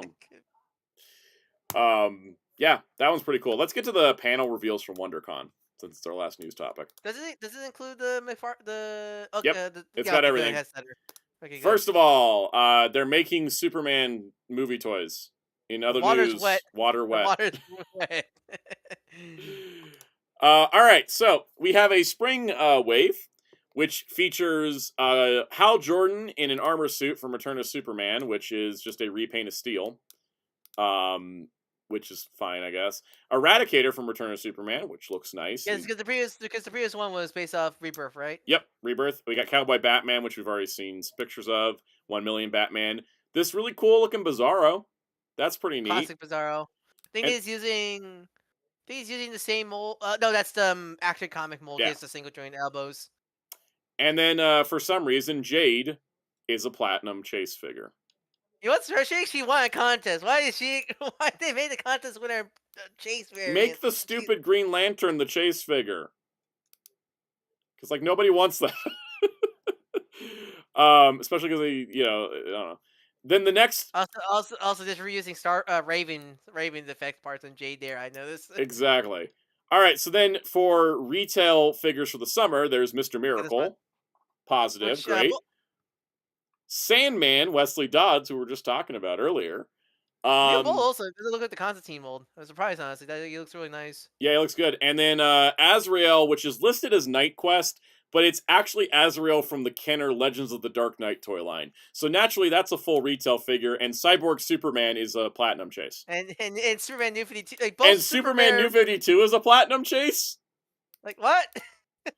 I have to feel like they're throwing darts. Right? Like, they're throwing darts to decide who's a chase and who's not at this point, because, like, you look at this lineup and you're like, okay, if you just, like, ignored the platinum chase part and you're like, all right, which is the chase? You're told there's 2 chase figures. Which are they? Okay, Mr. Miracle and Sandman. Yeah, because, I love, I love Sandman, Mr. Miracle, but, like, they make more sense to be the quote-unquote chase figure. If none of these should be chase figures, first of all. It's closest- 2025. None of these should be chase figures. But if two were going to be, I wouldn't think it would be Superman. At least I think New 52 Superman I mean, and that is true. Azrael, I think makes sense to chase because New 52 Superman, much as weird. Yeah, as that weird and as Azrael would be variants, right? Not. because Yeah. even though New 52 Superman was the de facto Superman for a long time, he still is just a Superman repaint. Still, like, is it just another? That Superman? Cyborg Superman is a 100% new mold. Yep, it's not using. It's not. Why is using it a chase parts figure? Because it's ironic. Because I think the Cyborg Superman they already released is the New 52 version of Yeah. Cyborg Superman. Yeah, but like this is a completely new mold, so like freaking. Because that's even weirder. Because I thought the whole purpose of Red Chase variants is they're usually repaint characters. Like, yeah. Question was I think was he reusing parts from? No, Question was a brand new mold, which is actually I just realized that's the mold that they're using for Sandman. Oh yeah, you're right. I thought he was a reused mold, but yeah, he is. I would say I would have less issues with these chase figures if you could actually buy them online, because I live in a big city for my region, but my stores get like one case of figures every couple months. It's legit weird how you have you do live in a bigger city than mine, and yet I get more. But then again, I'm close to Boston and New York. The closer you are to the East Coast, the more toys you're gonna get. You know. Yeah. Down here in the Southwest, the thing is, when there is a figure that is one in every 3 cases of figures, I'm never gonna see it because we get 1 case of figures and then they split it up amongst 4 targets. Like, we don't even get a full case at one store because there's not enough people to cause enough demand for them to buy. Because I think that's what these chase figures are supposed to do, is to like get retailers to order more cases. But when you're in an area that doesn't sell well enough for them to do that, like I never see these chase figures. At least make them limited stock online. If you still keep the chase idea, just make them like, I don't know, like 100 stock or something stupid like that. The one red platinum I have is Anne Hathaway Catwoman, who was a re-release of the Anne Hathaway Catwoman from the Batpod set, and I didn't find her in a store. She went up on the McFarlane store and was available for like 15 minutes. And I grabbed her. eBay exclusive. Yeah, it's like Psycho said. Yeah, that's what I think. All these are on eBay. For real. And you know what I realized too, because I didn't realize it until I was buying One Piece Funko Pops like an idiot. Chase variants are a big thing in Funko Pop. Is Todd looking at that as like a barometer of success? Probably, because the market, probably honestly, even though that's completely different markets, yeah. Because the pops are like cheap $10, dingbahoos. It's they're meant to be collected. Most and also I got a Chase variant of Jimbei, and it's like going on eBay for like $25. So I'm like, I'm just gonna open it. And most pop collectors don't even take them out of the box. Yeah. And they're not like the only versions of characters. They're always like variants, right? Yeah, like Blade Raider said, in my book, chases, if we must have them, should be something that's all colors, not entire figures, especially not characters that rarely get figures. Exactly. It's what killed this line for me. It legitimately killed my interest in the line as a whole. So now I just cherry pick it, which is good on the budget, but I'm not buying as many McFarlane toys as I used to because I can't finish teams when members of teams are frickin' chase variants. But it's good on the whole, though, right? What, the line or what? Money. No, man. I was bringing up the joke of it's good on the whole, preparation. Oh, yeah. No, it's good on that. All right. So, more Red Chase, but this time makes more sense. So, the collector edition next wave is Hawk Girl, the chased variant of Red Lantern Guy Gardner, the Justice League Action Mr. Terrific, which actually somebody already has, and the Strange Lives of Superman, which is... it's a Silver Age thing, okay? I love that. At least the Mr. Terrific and Guy Gardner makes sense, that makes sense. Lion Man Superman. And Gigantic Head Superman. Mega Mine. Yep. All right. Is this your favorite thing? This is my favorite thing they revealed, and my favorite Batman movie is getting a whole wave. It's not a Build-A-Figure this time. They're listed as Theatrical Deluxe Edition. Christopher Walken! We got a Christopher Walken. We got a Michelle Pfeiffer. We got a Danny DeVito. We got a Michael Keaton Batman in the Returns costume, which barely ever happens. And 3 whole-ass penguins. I think my favorite figure is the penguins. I mean, the penguins rock, right? Like, you get 3 sizes and 3 designs of them. If I had to rank this, it's Penguin, Walken, Keaton, DeVito, and then Catwoman. You forgot Catwoman? I said Catwoman. I was saying Catwoman. Okay. Catwoman. I mean, the Penguin's clear, like... You know what we need now, though? We need Kilmer's first Batsuit and, like, Jack Nicholson's Joker, and we've basically covered everything from the 90s movies. I love we have a Christopher. I love they made a figure Christopher Walken. I know, he's the main villain of the movie. It makes sense. Mm-hmm. Now they need to make a figure of Zangief. Yes. Yep, If maybe anyone we should doesn't come with get his that basket of loaded- his loaded baby question, self. It was Max Shrek's son. Yep. Was played by the same actor who played Zangief in Street Fighter 2, the movie. That's right, Muteki. McFarlane already did do a Christopher Walken for Dune. Yeah, He was the Emperor. So this is their second crack at Walken. Make a Bruce Wayne figure that comes with the DJ table. That would be fun. I'm excited we got the return suit as a figure. And it looks like, I don't know if it's going to be on the figure. I think they locked the neck this time, unlike the 89 one where he can move his head. Like, I think they actually, it looks like a single sculpt for the cowl, so like his head can't move. It's just kind of rad. Interesting. There's 2 images of this line of Wit and Wit out the Penguins. I didn't know that. I think what they did is they showed these first, where it was just the 4 of them, and then they showed the slide with the Penguins. Or they were going to do that, like the Penguins were surprised, but then they ended up reversing the images or something. I'm stoked. All right, the next Page Punchers wave is got Mr. Bones from Infinity Inc. number 16. If there was somebody to be a Chase variant, like... This is what I don't get. Like, who the hell is Mr. Bones? He's funny skeleton man. That's why he's good. Rattle 'em, boys. That's his catchphrase, right? I'm just gonna take his head off and put Harlock on. He's Skeletor Captain Harlock. Yeah, you're right. That's why he sells. I mean, that's the outfit right there. Yeah. Sure. Yeah. We get Superboy from Return of Superman, so that means 3 of the Return of Supermen are retail, and 1 of them's a Chase variant. And then there's Wonder Woman from her initial Golden Bondage age. Nice, but like I kind of really wish they re-released the collector's edition Wonder Woman because that was stupid hard to get. You didn't pre-order it. It's... I will say it does look like Wonder Woman has a cloth skirt, which would be nice because that is nice. Yeah. Yeah. All right. Next up, this is probably the wave that I think got a lot of people excited because we finished the Bat Family. We have Stephanie Brown Batgirl, finally. I can finally unite. And thank God she's not a red platinum. Thank God I could get cast with her girlfriend finally. Yes. We also got No Man's Land Batman, where he's in that very 89 Batman look. Monarch, like who, that. oh my God, we did not need a Monarch figure, but sure, why not? And Disco Nightwing. My creepy head sculpt. Yep. I'll say, look, Monarch's storyline's stupid, but damn, he looks cool. He does. He's got that 90s sauce where he's like, looks cool. It's a Mega Man villain look. Yep. Couch, you got any thoughts on this very 90s wave? And then Stephanie's here. Yeah.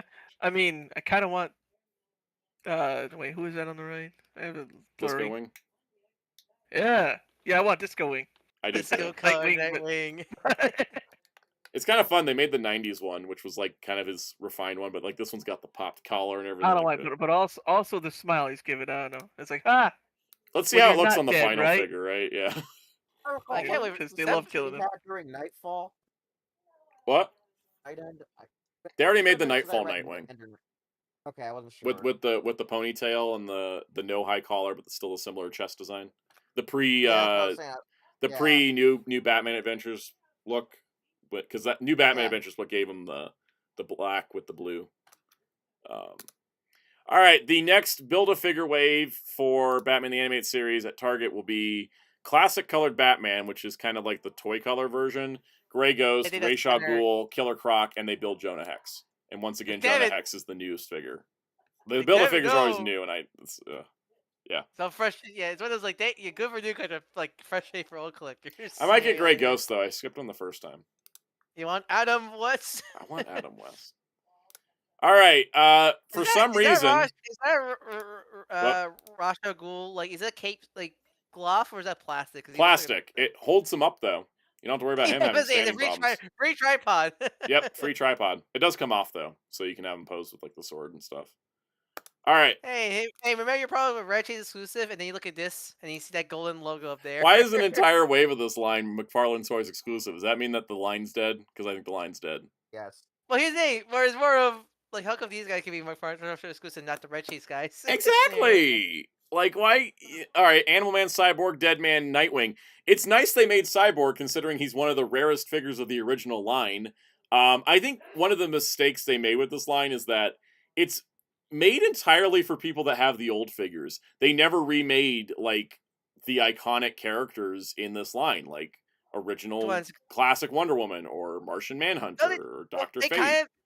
They kind of did because sort of because they did Pacific Rebirth Wonder Woman and such like yeah, that. but like they didn't do the classic looks from Yeah. the original line. They didn't do like a part reuse, part new. Cyborg. What I thought they should have done is done the third wave characters that are like impossible to find, like from the original line, like Cyborg, like Plastic Man, like that last wave is like nefarious in a way, or notorious for how rare it is, and it's like, why didn't you guys update those? Like what, TMNT Scratch levels are rare? Yeah, TMNT Scratch levels are rare. Like they only released in other countries, like in limited amounts.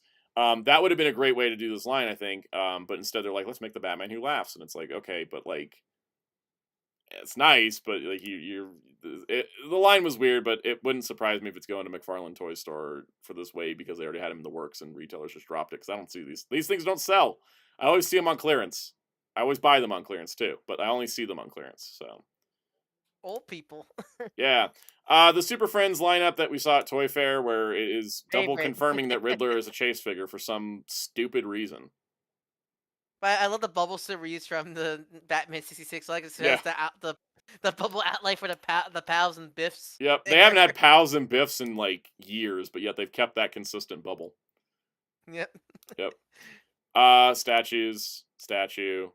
Oh, the Kitan or the Melina and Sub-Zero 2-pack is coming with a display stand. But yeah, with flights, yeah, I like it's with like the backdrop of with flights. I like that. That's actually really cool. Yeah. The fight stands and such. And quick, he hit select so we can unlock with a new sidebot from this stage. I forget. Yeah, something like that. I think it's cool that the 2-pack comes with the big old battle stage. Like that's pretty awesome. That like makes it even better. Then they showed Sub-Zero, Scorpion, Liu Kang, and Kitana, but these are the plastic this time instead of the render. Yeah, renders. They actually look really nice. Yeah, this is really cool.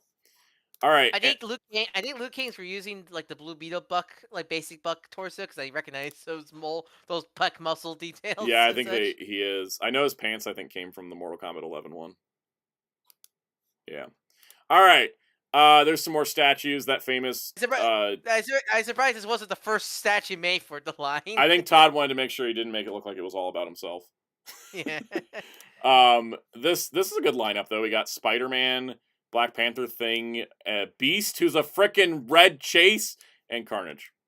They're doing Chase for statues now. Why are we doing chases for This is what I mean by like the red platinum Chase thing has gotten so completely out of hand.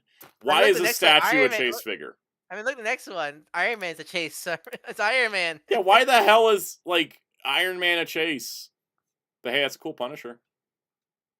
Deadpool. Spider-Man and Venom. Like I was thinking about getting the other X-Men statues because I like the Storm one, but now that Beast's a red Chase, I'm not gonna buy anymore.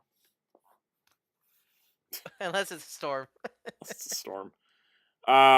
Big old Spawn statue. Here's Blood Axe from Spawn Dark Ages, and there's two versions of him. Another horn to add to the collection. Yep, that horse mold has gotten use. So there's that, and then there's like a one where the horse is flaming and he's glow in the dark, and he's a GameStop exclusive. Could you use that for a Ghost Rider? I could, yes.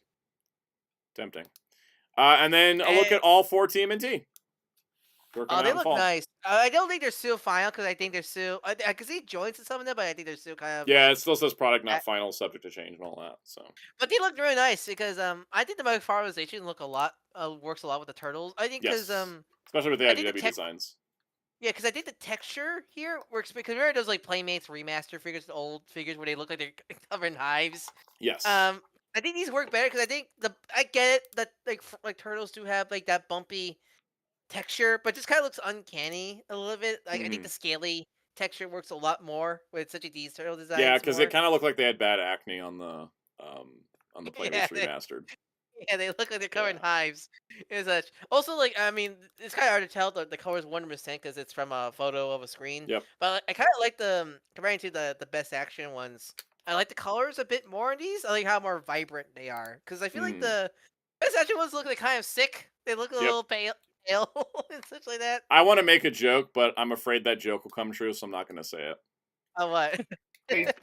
These look great until Donatello's a red platinum. No, they won't do that. I don't like. Watch Don't make crazy talk They'll activate. make Karai a red platinum. The Karai, or they'll do like Splinter as a red platinum. I see Casey. They're gonna spite you Casey. specifically. They're gonna spite me They're with gonna Casey, yeah. specifically. Shredder's red platinum just to make everybody mad. I mean, that was a good. It was a good showing. I think the thing is, this is a good showing from McFarlane.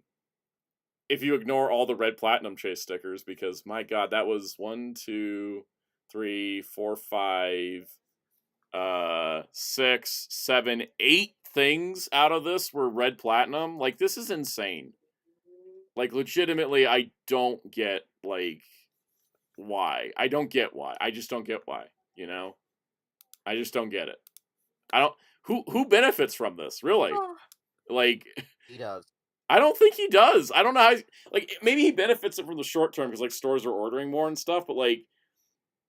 My stores don't order more, and at some point you're just going to erode, like, the customer base to the point where your fans are just, like, grumpy and agitated over it.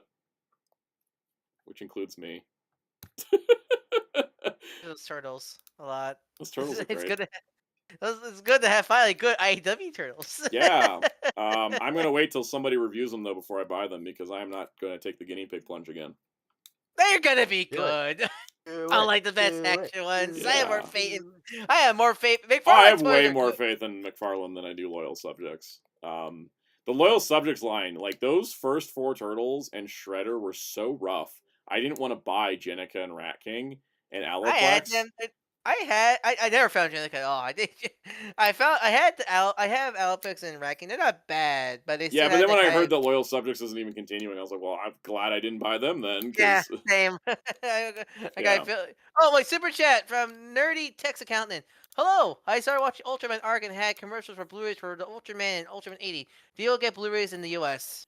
I'd say it's a good 50-50 shot. They've been doing a lot more with Ultraman, and I think now that Blu-ray editions exist, and the subs being kind of iffy on the Ultraman and Ultraman 80, I think people would be into rebuying those shows in Blu-ray with maybe some better subs, because I think that would be... I think it would sell.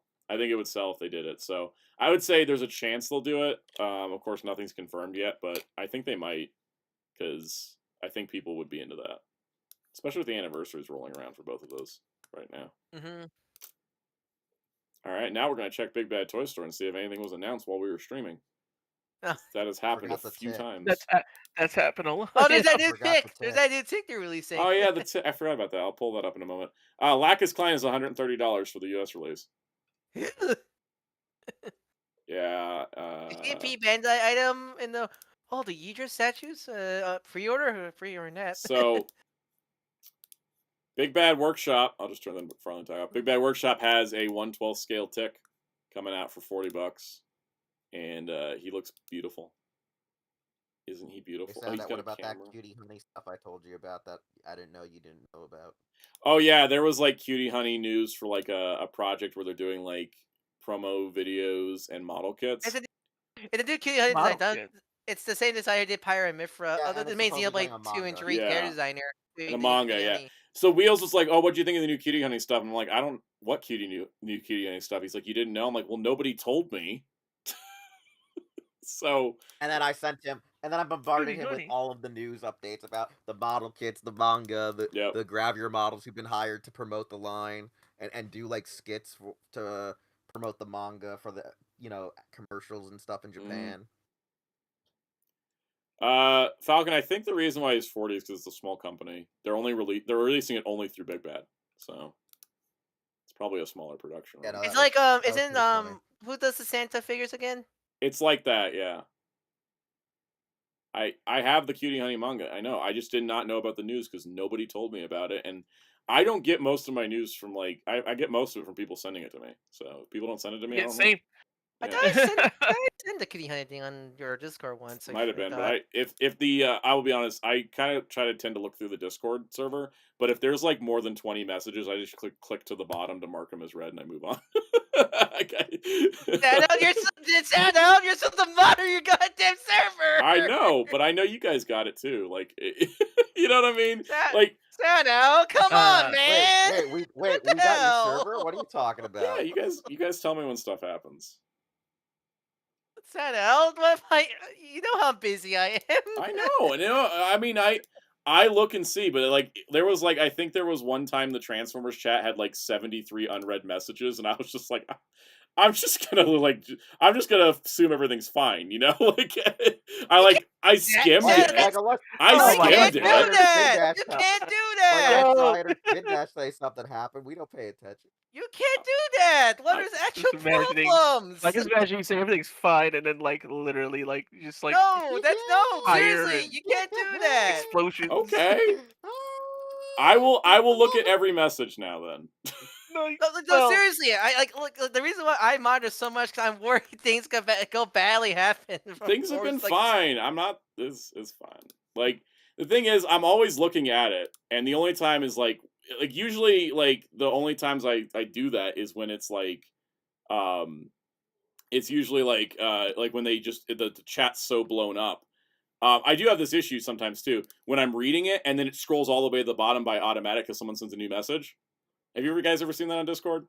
It happens to me all the time. It happens on the moon. Yeah. So, yeah, Falcons Tech says if it's important, someone will tell you a second time. Yeah, usually I do have people within the community that that's usually like, what I let my server do. Yeah, but like most of the chats are like I read like 95% of what is posted in the Discord. Like just because I missed the cutie honey thing is not just because I didn't. It's also entirely possible I scrolled past it and didn't even realize what it was. I ain't missing just a cutie honey thing. It's just I feel that's kind of in response. I mean, I'm not gonna catch everything, you know. I'm not a flawless like chat reader. Also, I'm trying to find it right now and I can't find it. Posted a while ago. I just sorry if I sound. No, you're good. You're good. I should be doing better at this. It just with Mateki said to that last sauce was do it. Mateki, that's not that's not how SaucyBot works. Well, no, that's the point. That's not the moderate. That's not a moderate bot. Was it in the anime chat? Because like I'm going back to like. I swear I put in toys. I don't see anything. Oh, was it in toys? I think that was toys. I thought it was a model kit. I swear. I remember it was revealed a while ago. You probably can't find it now.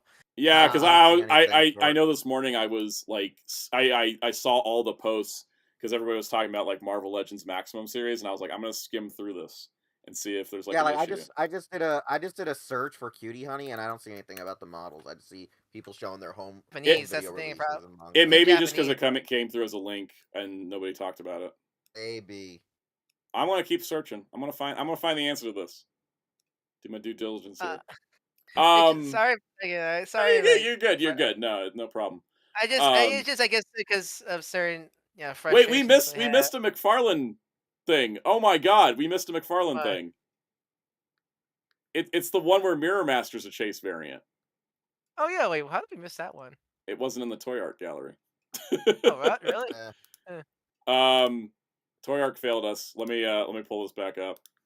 This will suck for anybody that's watching it on replay. Oh, it won't. Okay, the image didn't load, so even better. No, yeah, there was another wave of McFarlane that okay, it's trying to download the image. There we go. Got it. All right, so here's the other wave of McFarlane. Sorry, there was one more wave. Dark Archer, Dark Stars, don't know who that is. Bronze Age Beast Boy, Kite Man. That's also not Bronze Age Beast Boy. That's like modern age. Metron with his chair. I mean, he did wear that costume during the Bronze era. Yeah. Classic Deathstroke, and then for some reason Mirror Master's the Chase. Sorry, you're a Flash Rogues Gallery fan. Like the only people who are more prominent than Mirror Master are Deathstroke and Beast Boy. I mean, Kite Man had a show at least. Kite Man had a show at least. Metron's at least shown up and stuff. Dark Archer has been in like one thing, and it was called Arrow, and a one Green Arrow short. That's He was it. in Green. He was in DC Supervillains, Lego DC Supervillains. There's at That's least how I that. originally- It's once again like it just the platinum thing doesn't make any sense. But yeah, when was the Cutie Honey thing announced? Because all I see is WonderCon. It was the beginning of March. I remember. Oh, seeing I found it. It was March 28th where they showed the model kit of her. Yeah. Oh! Okay, so it's even dumber than I thought. I was even dumber than I thought it was. Guess what? I totally What? looked at that, didn't realize it was Cutie Honey. Because it's well, done it by doesn't look like fucking Cutie Honey. Yeah, that's what it is. Well, 'cause it, It's like because that's why I was like, it's Soundout. You haven't heard about this yet? It's been out for 5 days. What? it's done by the same character designer as Xenoblade 2 and 3. Yep. I'm blanking on their name, but For everyone wondering, this kinda is what we're tell. looking at. you kind of tell because it has that kind of Pyramithra kind of. Yeah, aesthetic. it totally does. I think I think I assumed it was a Xenoblade thing I didn't know about, and I moved on. I did read it. I was doing my due diligence. I was just dumb as to not looking into what it actually was. I like it. I think it's a good modern take on the Yeah. Honey design. I will say her like, shoulders are incredibly Promotional narrow. ad. I mean, that's just that's similar to a lot of model kits I've Yeah. seen of Emma figures. Because I'm Giant- kind of noticing that she's gonna have issues doing anything that's right in front of her. Like everything's got to be mean- off at an angle. Yeah, because I'm giant booba. Yeah. It reminds me of the Ghost in the No. Shell Figmas came with alternate breasts, so that way they could pose better. I'm gonna take it out. It's not Bandai. I think it's not Kobuki. It's not. Is it Big Kobuki Smile. or Good Smile? Good smile. Yeah, and such. I might pick it up because I like the design a lot. And It's also like the first Cutie Honey action figure in like how many years? I can't even think of when the last one was. That's a lot. Like, I don't even know when the last. God, Lord, it could have been over 10 years at this point. Yeah. Wait there. Yeah, I might have passed. I thought it was supposed to be Xenoblade, and I was playing X for the first time. So it was a kid I haven't seen yet. Yeah. I mean, I know it's not from X. It's done by because X it was Dole art style. Mhm. I'm gonna And Google such. Cutie Honey action figures. Blade Raider, or no, not Blade Raider. Sorry, I looked at two things at once. Beast Slayer 14. Thoughts on the latest Daredevil episodes? Amazing. Like it's the best what it is. Frankenstein TV show of all time. But that was born again. So It is almost done? fantastic, and you could hardly tell that it was spliced together from two different filming sessions in two different directions. Like they legitimately have done such a great job because they just lean into everybody's acting ability as like the positives of like the show, and it's working great. But the most recent episodes are just incredible. Like I was just getting chills. I thought episode 5 was like fantastic. I was like, this is like a perfect Daredevil episode, and then episode 6 was like just like this really great character study / like in depth, like moving the story forward, but like pushing everybody into one direction. Like I was just like, this is amazing. This is the best Marvel show I've seen in like a long time, and yeah, it's really good. Left. Hmm? How many episodes do they have left? 3. 3 more. Is that next week's episode? Is that the last batch? No, they're doing it in 3 more weeks. So Okay. It's week. I thought they're doing the weird like, you get like 3 episodes. they're or doing that for whatever. Andor. But for Daredevil, they doubled up last week because they needed to make sure they were done before Andor. But yeah, I'm excited. I love the show. It's really good. Episode 5 was just great. People were like, "Oh, episode 5 is a filler episode." I'm like, I don't care. It was good. It was light on plot, but like it was Matt Murdock in his element. It was amazing. I mean, like, it's only a filler episode where nothing's added, and like, Yeah. this feels like to me, like from what I've seen the show, it feels like it's got to focus on the characters first, and character growth was not filler. Yeah, no, it was very important because episode 6 only happens because episode 5 is there. You know, it's like a character moment, and also Kamala Khan's father was there. Yeah, you can't really call it filler when it's like something informs the character. I like the way that they're doing the MCU connections as this like, we need a character who's a banker. Who do we have that already exists? Kamala Khan's father. Cool. We need a rich guy who has a sword. Well, we should be, let's pull in Jacques from Hawkeye. Like, it's the way that the old Netflix shows used to do it, where they're like, we need a lawyer. Let's call Carrie Ann Moss. Like it was MCU connections, not in like the big huge like marketable characters, but more in like the here's a side character, supporting cast member. We're just gonna bring them in because it's like, well, they're all in the same city. Why not? Like that's I think the more natural way to do like connected universe stuff. So, yeah, good stuff. I really like the show. So, I think it's everything we got for the stream, right? Mm-hmm. Sounds good to me. Yeah, sounds good to me. Who wants to plug first? Y'all can take turns. Wheels. So you like to advertise our interview thingy again? Hey, you gotta go check out Jeff Nimoy interview that we just dropped today to avoid April Fool's Day. You know, Or it's the Switch, over or the 2 Switch hours. 2, or the Switch 2 announcement. It's over 2 hours, almost 3 hours long. You know, it's a huge thing. He tells us to fuck Agumon. He tells us to watch his movie Famish. Cool thing is if you watch on our YouTube channel, we have a playlist now called the Fox Kids Collection with all of our Fox Kids related interviews, and on top of that, all of our interviews combined have totaled over 25 hours of content. And if you don't believe us, LPH says it was a good interview, so there's our seal of approval. You want to sleep? Yeah. You want something to listen to sleep? There you go. I mean, it's not going to put you to sleep because it's exciting and entertaining, but it's a good thing to put on while you're working or something. Or again, it's a sleep. We still get the traffic. You can still get the view engagement. It's true, and if you have to go back and rewind it to get something you missed, just put the giant playlist on, put it on, give us more views. Just help us out. It would be greatly beneficial. And play the playlist on cycle. Definitely check out our interview with the Emmy-winning Spielberg of anime, Jeff Nimoy. Exactly. Because he would hate that we said Spielberg that. Hey man, Uncle Jeffrey is a cool guy, right? He is. He's a cool guy. Uncle Jeffrey. He finished an entire wine bottle listening to us talk with him. Exactly. Maybe not Uncle an entire Jeffrey bottle. Hooked us up with possibly two more interviews. Yeah. Possibly. So, who's up next? Me. Let's just say Soundout one of them likes to commit murder in the outtakes. Yeah. Cass, what do you do tomorrow? Hey, I streamed KOF. I missed the second Fatal Fury beta over the weekend. Oh, that was this weekend? Yep. This weekend? I didn't realize there was a second one. Yep. I knew there was a second one. I just forgot when it was. Yep. I thought it was next. Nope, it was this weekend. We both missed it. Oh well. So it's KOF until City of the Wolves comes out. At least it's not too far away at this point, right? Or we play Tekken or something, because I heard. If you don't know about the Tekken debacle, I'll just say they rolled back some of the changes they were gonna make, which is good at least. Well, that's good. And that's at 4 p.m. Eastern. Those changes were.